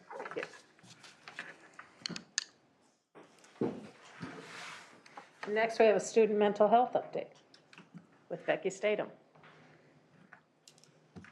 Wonderful presentations tonight. It's been a great night, and I know Becky will be great too. I've known her since my kids were at Nisswa School.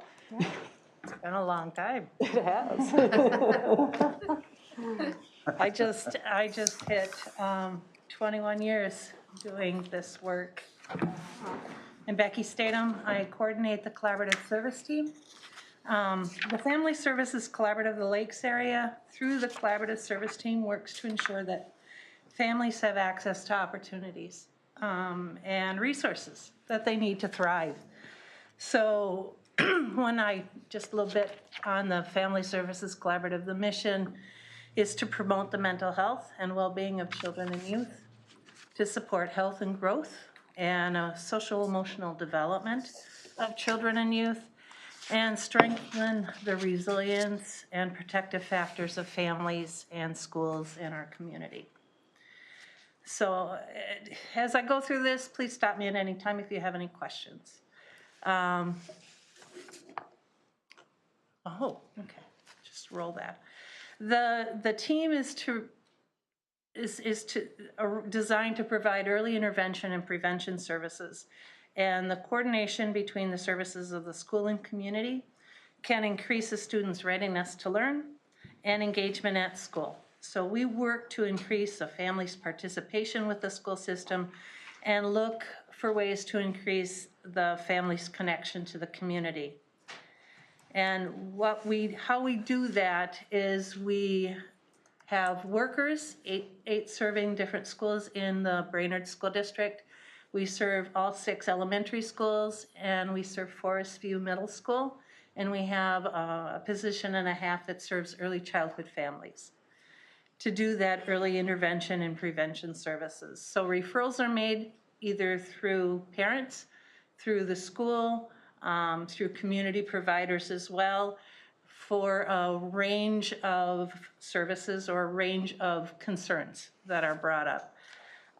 We work really hard to remove barriers, to navigate some of the different academic disruptions we've had this last year with distance learning and other barriers that impacted engagement for attendance. And as we get those referrals, our workers do one-on-one skill building with students. We also do small groups depending on the need. We also do home visits to families and connect with them to walk through what's going on for the reasons for the referrals and how we can support the family as well as the student.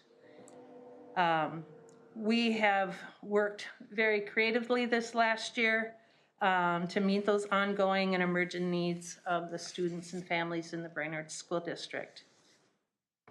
Becky, before you move on, so the increase of 50%, is that something that I assume that when there's a referral or a meeting, you kind of keep track of maybe what the main topics are?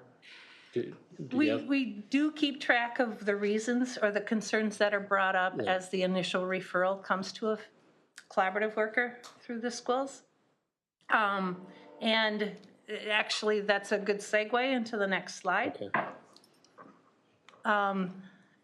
I pulled up the information of a 3 years comparison of what types of things are included in referrals to the collaborative worker. This information includes concerns that are identified at the beginning or the initial point of referral, but we've also started within the last 3 years to compile information on where some of those concerns that were brought up during the course of connections with families. So the increase, there's definitely been a huge increase in referrals that include attendance. So some of that might be addressing what is the barrier, why there's problems with attendance. This last year, our workers brought hotspots out to families. Is it access, when we were in distance learning, was it access to be able to get online and connect? Sometimes it moves into then transportation if there's issues with getting kids to and from school.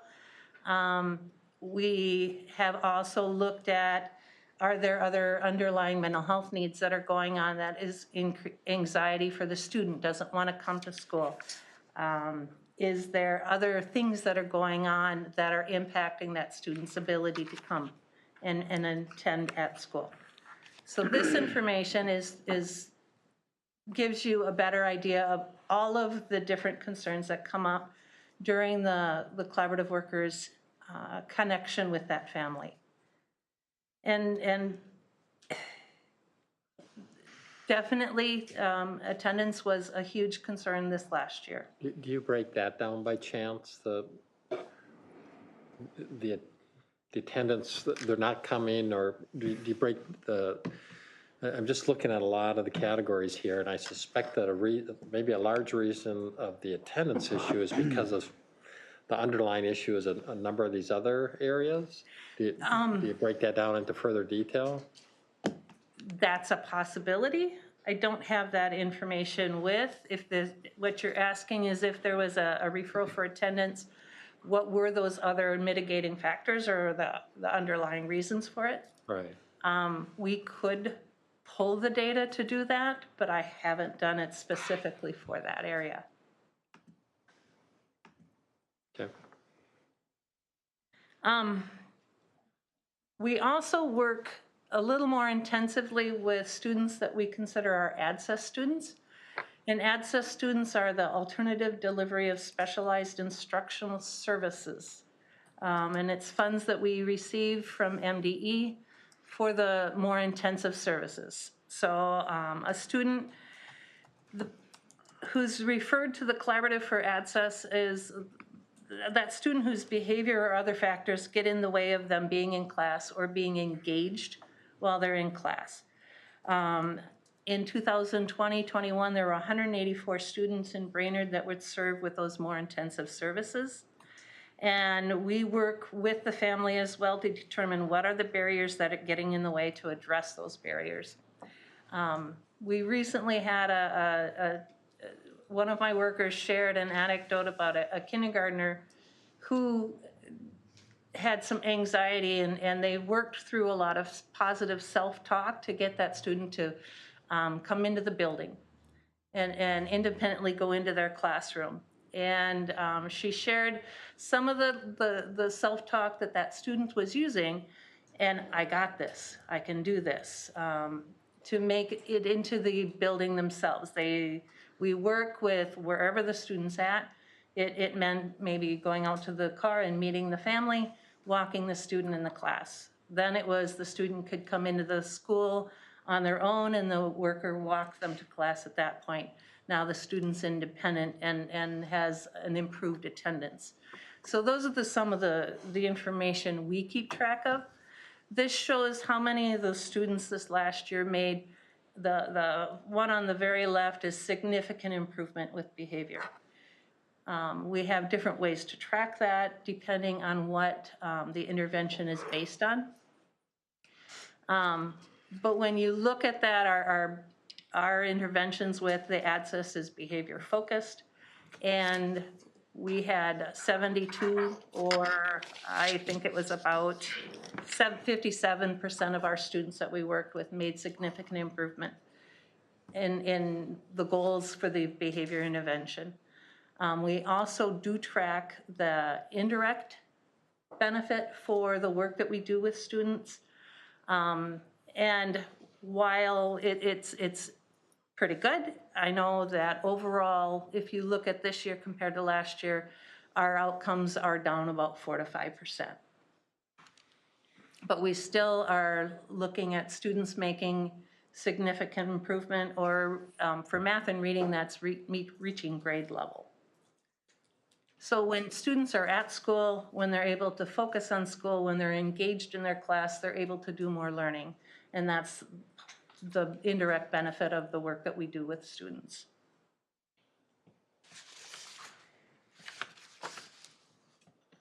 So did you say for the significant improvement, the ones in math and reading came up to grade level? Well, out of the 184 students, you have 93 that were at grade level or were on trajectory to meet grade level in math. Okay. At the end of the intervention. So we use STAR scores, we use MCA results, we use already school district tests that they're doing to take that information.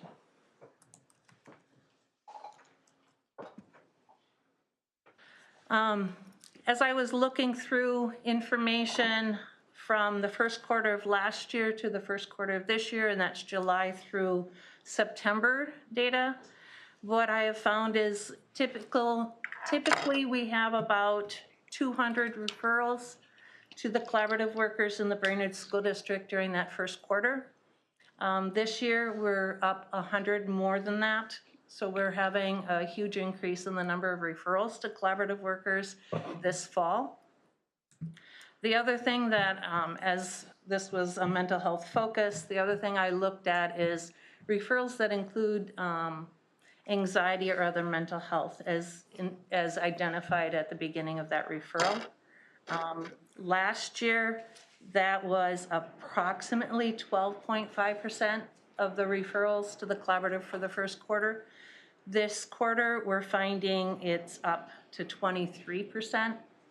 So it's almost doubled in the number of referrals that we're getting for that include anxiety and other mental health. We will continue to meet with students. Our workers are doing one-on-ones and small groups.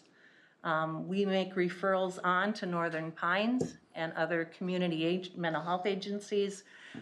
We only provide skills-based programming, but when a student needs therapy or other services, we make sure that those referrals, and we walk families through those referrals as well. We've really worked hard to give them the tools that they need and to support the families as well as students to meet their own needs. So I might sound like a broken record, but when you say it went up from like 12% to 23 or 24% for anxiety? Referrals that include concerns with anxiety and other mental health. Okay, and then when that referral comes in, do we have the data to dig down deeper as to what's creating or causing that anxiety or other mental health issue? So what you're asking is if we can track it based on what the referral is for, and we can get some of that information, but if our workers are giving tools for anxiety and it needs a therapeutic component, we make that referral on, and we wouldn't necessarily have that information on what were the underlying causes for that.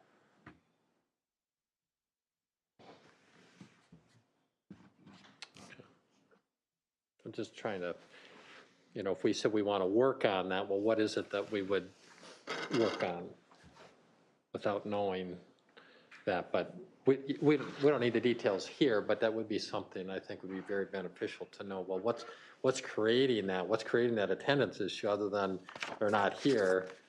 Why aren't they here? Or what is driving anxiety levels at a twice pace of a year ago? What's causing that? To see how we could impact that. I'd be happy to have a conversation about you at another time. Conversation with you. You can do either one, is fine.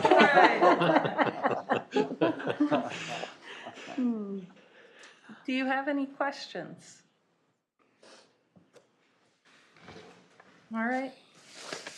Thank you so much for your time. Thank you. Thank you for all your work. Okay, next up is our COVID-19 update with Heidi Hahn, Angie Bennett, and Lane Larson.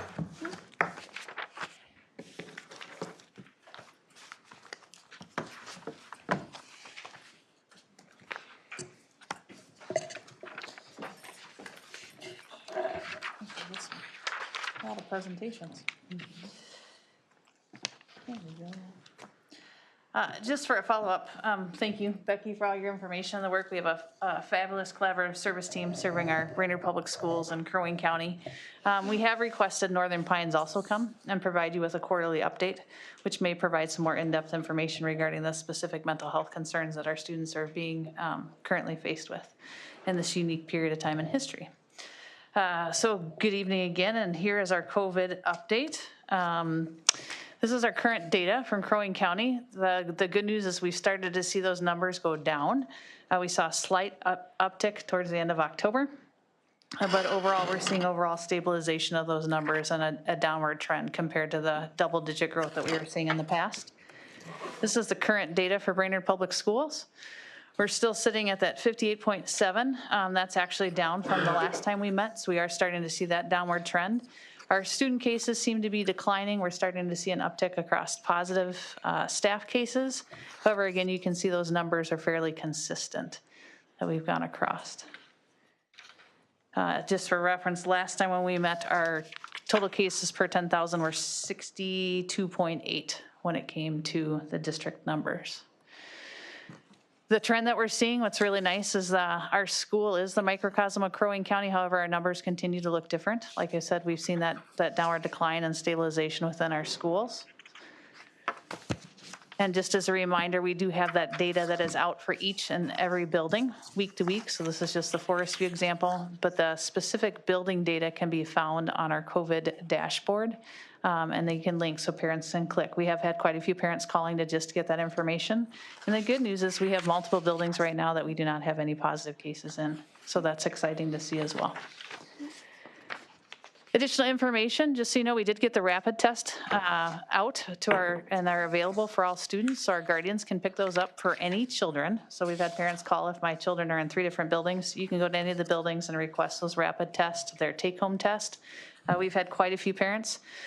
We've seen an uptick in those because parents are appreciating just being able to have access to that.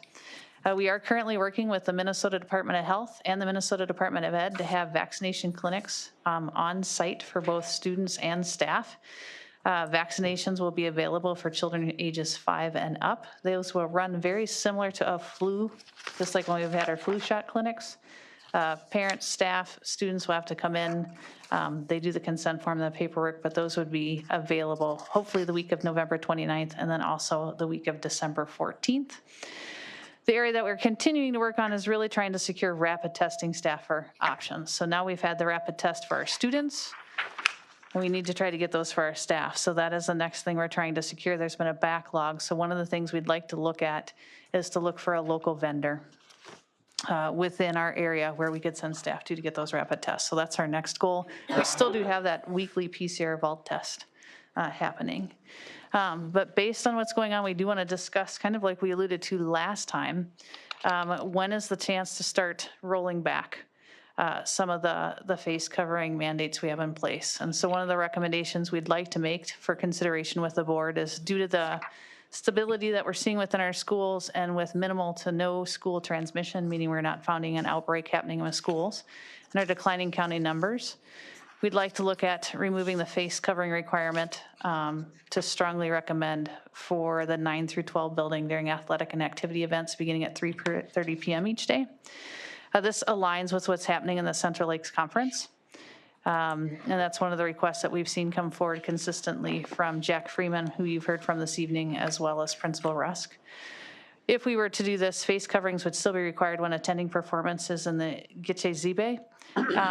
This is really because most of those performances happening in there involve singing, musical instruments, which we still know with just the droplet transmissions. One of the recommendations is to continue with that in that Performing Arts Center. This is one of the first steps. We could definitely monitor the data, as we've been closely monitoring data all along, so we can see what would happen. And then if there was an increase in cases, of course, we'd have the right to go back to reinstating that face covering mandate. One of the things that you asked us as a board is when we made the original decision, we didn't quite know what would be happening data in our local settings. I think we very much have that under control. One of our other concerns was, we didn't have students who had choices regarding, and families didn't have choices regarding vaccinations. We now are seeing those choices become available and more readily be available for students now dropping to the age of 5 and moving forward. So that's additional point to consider that's changed from when we first put out that original rubric. And I didn't keep it down to 2 slides, sorry. So Heidi, the difference would be, because my understanding right now, athletics practices, they don't have to mask while they're actively practicing. While they're right? actively practicing, but the other thing is right now, spectators, when they come in, do. And that's what's been different is, a lot of our surrounding, actually all of our conferences, they have not had that requirement. And the reason they haven't had that requirement is compulsory, like students have to be in school from their required times, but after school, that's more elective. You also see the volume of students in buildings go down. So that would be one of the things to consider. And when we talked about what would be a safe starting point or a safe entry point where we could watch that data, that made the most sense. Vaccinations for our older students have been available for a long time. If that's something a family would choose to do, our mitigation strategies are in place, our data tracking's in place. We are starting to see that downward trend. So the difference would be that, for example, a student sitting on the bench would not have to mask up any longer. They wouldn't have to mask up after practice on their way out of the building, and spectators would not mask up. Correct. We would go, the recommendation would be moving from required to strongly recommend. So you'd still have that choice and that option. When they're on buses, that's still in place through January at this point because of the federal requirement, they would have to do that. But again, the singing and the musical instrument, there's a lot of transmission of droplets, so that's one of the things to still be cautious of, which is why the Performing Arts Center would be an area to continue to require. When would we act on that? I think they're looking at us that we could possibly act tonight, is that correct? That's totally up to you, and this is just a recommendation to consider because you wanted an entry point. So this would be a good entry point, but this would be something that you could really, Jack Freeman and the staff and the coaching staff could communicate that out. We're kind of in a downtime. Practices are just starting up, but we're going to start to see competitions and things increase now that winter sports will get underway. So there's not a place for it on the agenda, right? So do we just? So we'd have to vote to amend the agenda first. This is a regular school meeting, so can't we just vote on it? And then Well, add the item. There's no action that needs to be taken. Remember, we said you can do it, reduce yeah. anytime you want, so you don't have to take action on it. Oh, so we don't have to vote on it? We wouldn't have to, no. But if you guys want to. If you want to, you could, sure. I guess I'd be in favor if that's your recommendation. I don't see why we would wait at this point. Yeah, And you said the numbers within our school, we have some schools with no COVID cases. Currently, we do have some schools. The other thing is we have not seen like a student-to-student or a staff-to-student transmission outside of that. We had that example of the early childhood classroom. Yeah. So we really feel the things that we are doing within the school setting and the school day have really helped us to have those stable numbers, so we have not seen that. Can you see what the Brainerd High School numbers look like right now? Maybe? Sure, let me go back to where I could get to it, but I think you could probably go Just there quicker. are most of our sporting events videotaped? So if there was someone that didn't want to come because everyone wasn't masked, they could watch it online? That Just is curious. Jack Are we Freeman's. streaming sports still, Jack? This fall, everything except for swimming. Okay. And in the winter, the intention is to continue streaming? Okay. Okay. So you have to remember people that- that were at risk could Yep. still participate from home. Yep, I wonder if I can get the screen to blow up bigger so you can see it. I wish we had a touch screen on this computer. I'm I just don't curious have- how many active cases there are on the Brainerd High School. So when you looked at the week of the last week, we had 1 student positive. Can I blow this up?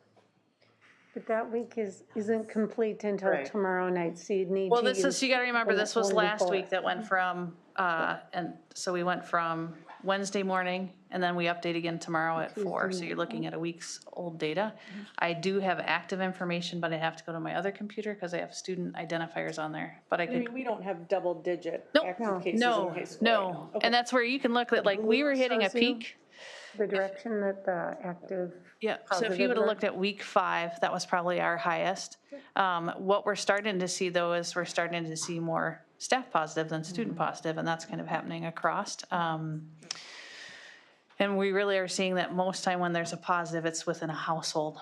You know, it's one member in the household gets positive, and then you kind of see a ripple effect through the household. We're not seeing that school-to-school transmission. So sorry I can't make this bigger. That's okay. I was just wondering, I guess I'm comfortable with the recommendation too. I know you're not looking necessarily for a vote from us, but I think that especially with that age group, they have the opportunity to be vaccinated if they want to, and I think kids are gathering in other ways and maybe not always masking up. Maybe sometimes they are, but I think it's a safe first step maybe. I think it's a step that we can monitor.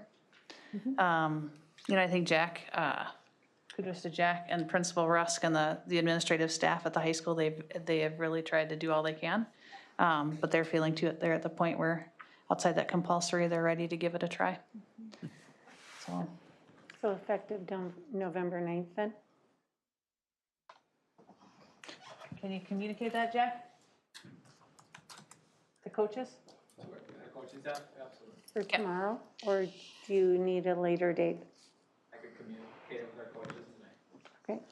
Okay. And I misspoke, cross country and tennis were not live streamed. We do have the capacity to live stream. Okay. So Heidi, like you, this is my favorite topic too. Yeah. Angie. And this probably coming from me seems a bit odd, but I'm all in favor of anytime we can remove the mask. You know that. It just doesn't feel right though, this move. I mean, I don't really see the county numbers or our district numbers.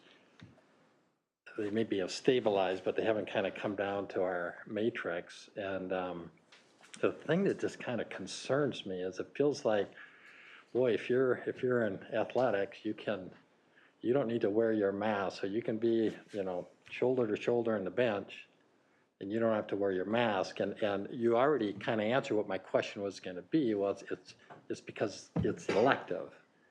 It's their choice, the students or the parents or the community. It's their choice if they want to be there. Whereas for school, they have to be there. But it just seems odd to me that in a classroom, you've got to wear a mask, but then afterwards you don't have to. It just seems like it just doesn't make any sense to me. I'm all in favor of send the email out and not have let our community come and see a sport without masking up. But boy, it just doesn't seem to resonate and send the right message. That it feels like what we're saying is, sports is more important. You can come as you want. I would think that the risk of sitting on the bench or in a packed, watching a baseball game, I would think the risks are just as great to spread COVID as it would be, or even more, in the classroom. So it just doesn't make any sense to me. I'm all in favor of the recommendation because it's a step forward, but boy, it just seems completely backwards to what we should really be doing, what we should be looking at.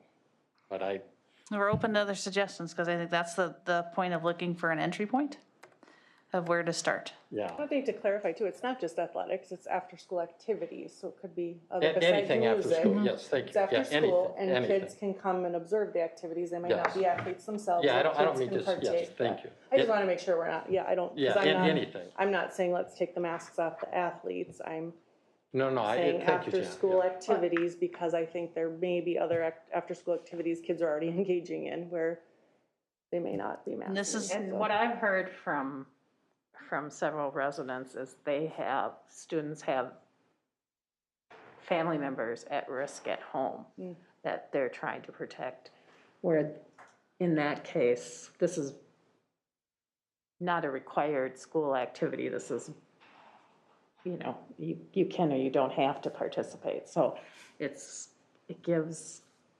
have to come to school, but you don't have to go, like a family member wouldn't have to come and watch. Right, but if I'm sitting with a bench of 15 kids or in a packed stadium, and I'm around someone that has COVID that they don't know they have it, how am I protecting that individual that you just said was alarming? So like I said, I really don't want to say anything else because I want the face mask to come down, but it just doesn't make any sense. That's what you were saying earlier when we talked about I it. hear your point. I mean, I do.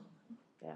And I understand where you guys are stuck in the spot where we're saying recommend to us, so I appreciate. And I think that was any just kind of looking recommendation at other conversation. other districts around the state that have a mask covering or a face covering policy in place. Where's the first point to roll back or an entry point to roll back? And they looked at non-compulsory activity. And so that was the thought process, is as we start to see our numbers decline and stability, where's the strong entry point? So that was. I'm all for removing them, so. So what does that mean for things like tonight, like board meetings and things like that? Right now, the recommendation was really looking at that activities and athletics happening in the 9-12 setting. Again, because that's a population of students that's had chances where parents and guardians can make different choices and options for their students. Which again goes back to your original discussion that we started having in August about the whys.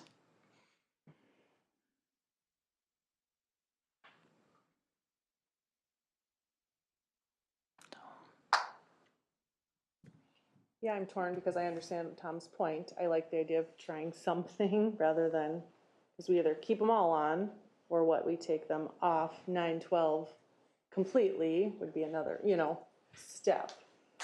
This feels like a step forward where we can monitor, see, and if we don't see anything spiking, then we can discuss taking another step. But I can completely understand what you're saying, Tom. Well, I think at this point, from where I sit, it's a good entry point. It's a good jumping off point back into removing masks. I think we have a majority of the four of us, at least probably even all four of us, are on board with it. So we might as well. I would just suggest we just do this step for now. And it's a start. Yep. So an open. Yeah, I'm comfortable with it mainly because it's a non-compulsory, like you said. So. I'm a process guy. I'm a little bit confused at what we got to do. Do we just snap our fingers and then it happens, or do we need to? And I think that's the magic question. So you've given us the authority to make some of these decisions earlier, but we want to be transparent and bring it before the board. I think it's good for people to be able to watch and hear why the decision is being made, and that if we really strongly objected, we'd have the opportunity to do that, I guess. And we can hear you push back, and you could hear us. And, yep. I agree. Okay. Any other questions? No, thank you. Thank you. Thank you. It's good news. Okay, next up we have some approval of minutes. First for our regular school board meeting on October 25th. Do I have a motion? So moved. Thank you, Director Hagelin. Well, second. Thank you. We have a first from Director Hagelin, a second from Director Schrogren. Any further discussion? Hearing none, all in favor say aye. Aye. Those opposed, same sign. Motion carries. Next up is the special school board meeting from October 27th. I'd move to approve those minutes. I'll second. First from Director Schrogren, a second from Director Blacklance. Any further discussion? Hearing none, all in favor say aye. Aye. Aye. Those opposed, same sign. Motion carried. And the final one is our special school board meeting from November 3rd. I move to approve. Thank you, Director Blacklance. I'll second. Thank you, Director Schrogren. First from Director Blacklance, a second from Director Schrogren. Any discussion? Hearing none, all in favor say aye. Aye. Those opposed, same sign. Motion carried. And next is our consent calendar.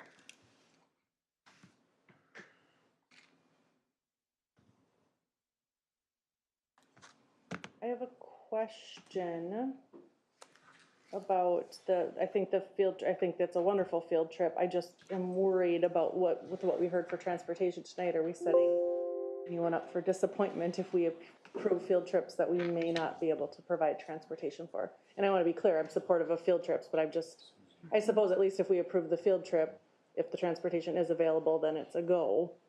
But it, after the conversations we had tonight, that's concerning. And they are quite a ways ahead of time so that they can do some planning. Sure. Okay.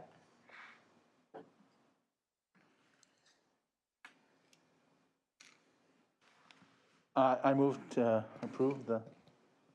Thank you, Director Blacklands. A second? I'll second. Not very many of us tonight, are No, there? I know, you have to do a lot of motions, yeah. Okay, first from Director Blacklands, second from Director Sjogren. And as Director Sjogren's mentioned, that's based on availability of buses. Okay. Okay. Any other discussion? It'd be nice to have a board retreat out at Deep Portage. I love Deep Portage. Okay. All in favor, say aye. Aye. Aye. Those opposed, same sign. Motion carries. 11, yep. Okay, and then now we have Heidi Hahn coming up to talk about some first readings of updated policies.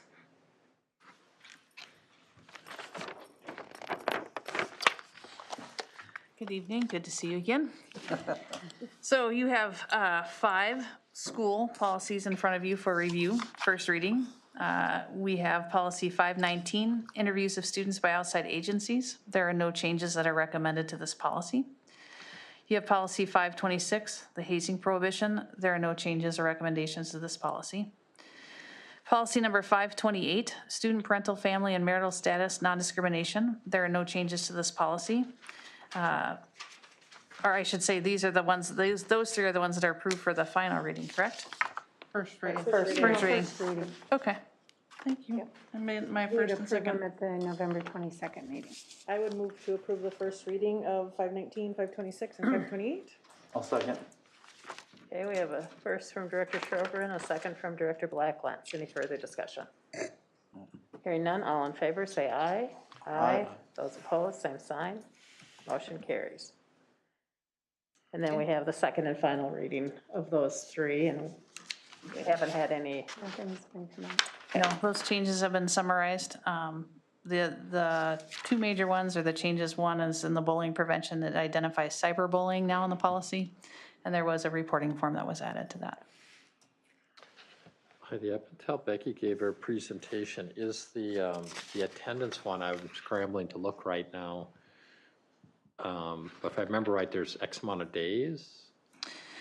So there are statutory guidelines of when we send notifications to families. The changes that were made to the policy was language was added to clarify what was an excused versus an unexcused absence, as well as latitude was given to the building principal and administrator that's working directly with that student and family to then make decisions based on any attendance piece. But there's a county guideline of when we need to send notifications. I mean, hearing that the attendance issue has really grown, there's provisions in there to be sensitive to that then? Correct. Yeah, okay. Correct, to respond to the unique needs of the student or the family that's occurring. So there is that guideline. That was one of the changes that was made in the policy. Okay. And do we know, I mean, last year, so much of that attendance problem was our hybrid and our distance learning. Have we had less of a problem this year? I should have probably asked Becky that. We are seeing better attendance with being in person. I can speak to that just with working with our building administrators. A lot of our attendance issues were we had students online, but they weren't necessarily logging into their Google Meets or to their Google Classroom at the time that the instructor was on. That created some of the attendance issues. So attendance reporting was very different during that distance learning. But now in person, we're seeing that attendance back. There are some students, though, who got very comfortable being home. And that's when you talk about the anxiety. So coming back into buildings and learning some things. We have sophomores in the building who've never been in high school yet before because of the experience of COVID. I move to approve MSBA policies 503 and 514. Okay. I'll second. Thank you. So we have a first from Director Hagel and a second from Director Sjogren. Any further discussion? Hearing none, all in favor, say aye. Aye. Aye. Those opposed, same sign. Motion carries. And that's our action item, so we're on to informational. And first is the Brainerd Public Schools Foundation. That would be me. And I didn't bring my things with me today to talk about the meeting that happened, but I was just looking at my calendar. The big event this year made a major change at the last meeting, and so we will still be on Saturday, the 5th of February. But because of some space issues at Craigan's, they are not able to host the big event this year. So it's going to be in the, what's it called? Gather on At the 3. Woods, the Gather? Gather on 3. Gather on 3. So it's at the Woods, the event center at the Woods. And so big change this week. They are really excited about hosting it though. It's going to be a rock and roll theme. It's going to also be a hybrid. So you're going to be able to attend virtually like we all did last year, and there will be a limited capacity for being able to attend in person. And so it's going to be neat to see how they accommodate both of them. We talked a lot about, the one thing that we did talk about is for the scholarships. When we went to the electronic version for having students apply for the scholarship, the school district had picked up the tab for the yearly fee for the database and for the program itself. And I just agreed that the district would continue to pay that from this point on. It's like $6,000 a year or something, but our children get thousands and thousands of dollars because of the work that the foundation does with those scholarships. And I felt that it was a really nice in-kind donation that we would be willing to make as a district. And so those were some of the highlights that we had at the meeting the other day. It was really a fun meeting. So, yeah, that's all. Will the wall hanging fish make a reprisal? I don't think so. I don't think the wall hanging fish is rock and roll, but maybe, who knows? I think that fish has been fried. But, yeah, we'll have to ask Mr. Hopajoki, right, if that's going to make it back.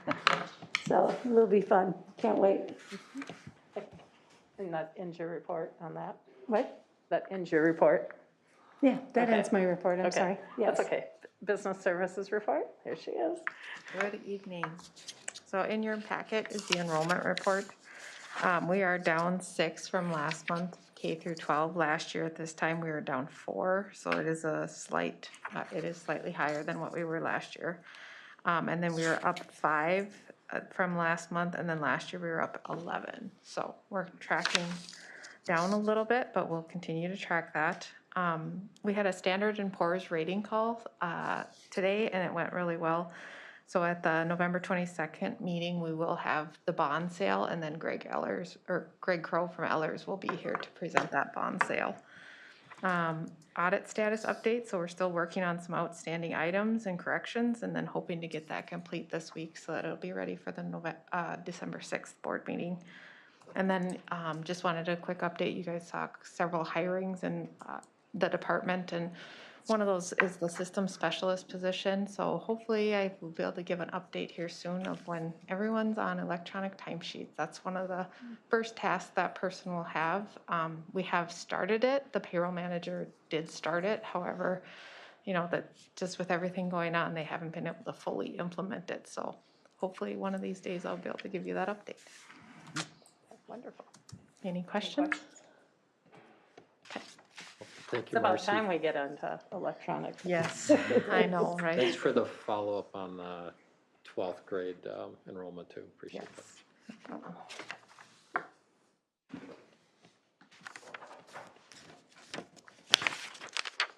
Okay, and the superintendent's report. Yeah, just a short one. I too was going to talk a little bit about the Standard & Poor's meetings that we had today. They went really well. And both of the people that were looking at our ratings and such were just really impressed with the commitment from our community towards our building projects and all the work that's being done in the school district, and just the passion that we have for being a Brainerd Warrior. And it went really great. So we have another meeting on Wednesday, and then we will bring it to the board on the November 22nd for the bond sales. Right now, it looks like the sales are going really well, the ones that Greg Crow has done recently, and so he's anticipating some good percentages for us. The last thing that I have is we had a big meeting on Friday regarding our swimming pool. And it's supposed to be ready by December 17th for the pool. And yet we found out that the scoreboard is going to take a lot longer to get than we need. And we need to move some things over from the old pool to the new pool to get it working. And we met on Thursday, and then we met again on Friday with Coach Zemke, and he said, you know, we have a really great team this year. Every time we have to travel to Little Falls or somewhere else to practice, it's time away from the pool for our kids. He said, I'm also worried that anytime you start something new, you know that there are glitches, whether it's the heater or if it's the time clocks or whatever. And he said, they just don't want to start without us being at the top of our game. And so we are going to, he asked himself that we just stay in the pool until the end of February that we are in right now before we move those pieces over to the brand new pool. We did say, though, that in our grand opening, we're going to do something really fun and have all the girls and the guys from the swim teams be able to jump in at the same time. We can do some kind of fun little relays and really make it a fun event. Invite some of our closest neighbors that our kids compete with and really make it a wonderful event, but it won't be an actual competitive meet. And I think it's going to be a great way. That way, neither team got to compete in it, and everybody just gets to christen it together. And so I just have to say I was just really impressed with Coach Zemke that he was willing to put off that start so that the kids could really have the best season that they possibly can. And so it's really putting his kids first. So it was very impressive. It was a very tight schedule. So. It was really tight. And, you know, anytime, that's why you have punch lists and those kinds of things, because nothing is always perfect right at the beginning. There's little quirks that you got to iron out. And he just said, when we open this pool, he said, we need to make sure it's at the top of our game and that we've got all the quirks ironed out. So we're excited. Yeah. So thank you to him. Yeah, that's it. Sorry. Okay, wonderful. And so now our future meetings are listed there, and just to note that we do have a special school board meeting in December. So we have our November 22nd and our December 13th at 6 p.m., our normal meetings, and then a special one at noon. And there's lots of other things listed here, so. Yep. And December 6th will be Sarah's first meeting officially that she'll be. So she'll have gone through the time frame, so exciting. I wondered if we read that right. I was thinking about that they can't start until 30 days afterwards. I asked, I said, can they even sit at the table? And the legal counsel said no. It seems odd that the law says you can't. Yeah, I think it's strange too. Trust me, I challenged it. I'm sure you did. I'm sure you did. Is the 6th, is that a Monday meeting? But, So like the yes, 6th? it is. Okay. Yeah. And that was the day that our auditor could make it. And so it'll be fun to have the audit because, as Marcy has said, and even in our Standard & Poor's meeting today, our audit came back really good. And so we're very pleased about that. Right. So, yeah. Excited to share it. So now we have, we need to go into closed session for labor negotiation strategies pursuant to Minnesota statutes, section 13D.03. Wanted to make sure we had tape recorders. Okay. I just didn't see them. Okay, so do I have a motion for that? I'll second. So we have a first from Director Sjogren, a second from Director Blacklands. Any discussion? Hearing none, all in favor, say aye. Aye. Aye. Those opposed, same sign. Okay, so now we'll move into closed session as soon as the building is empty.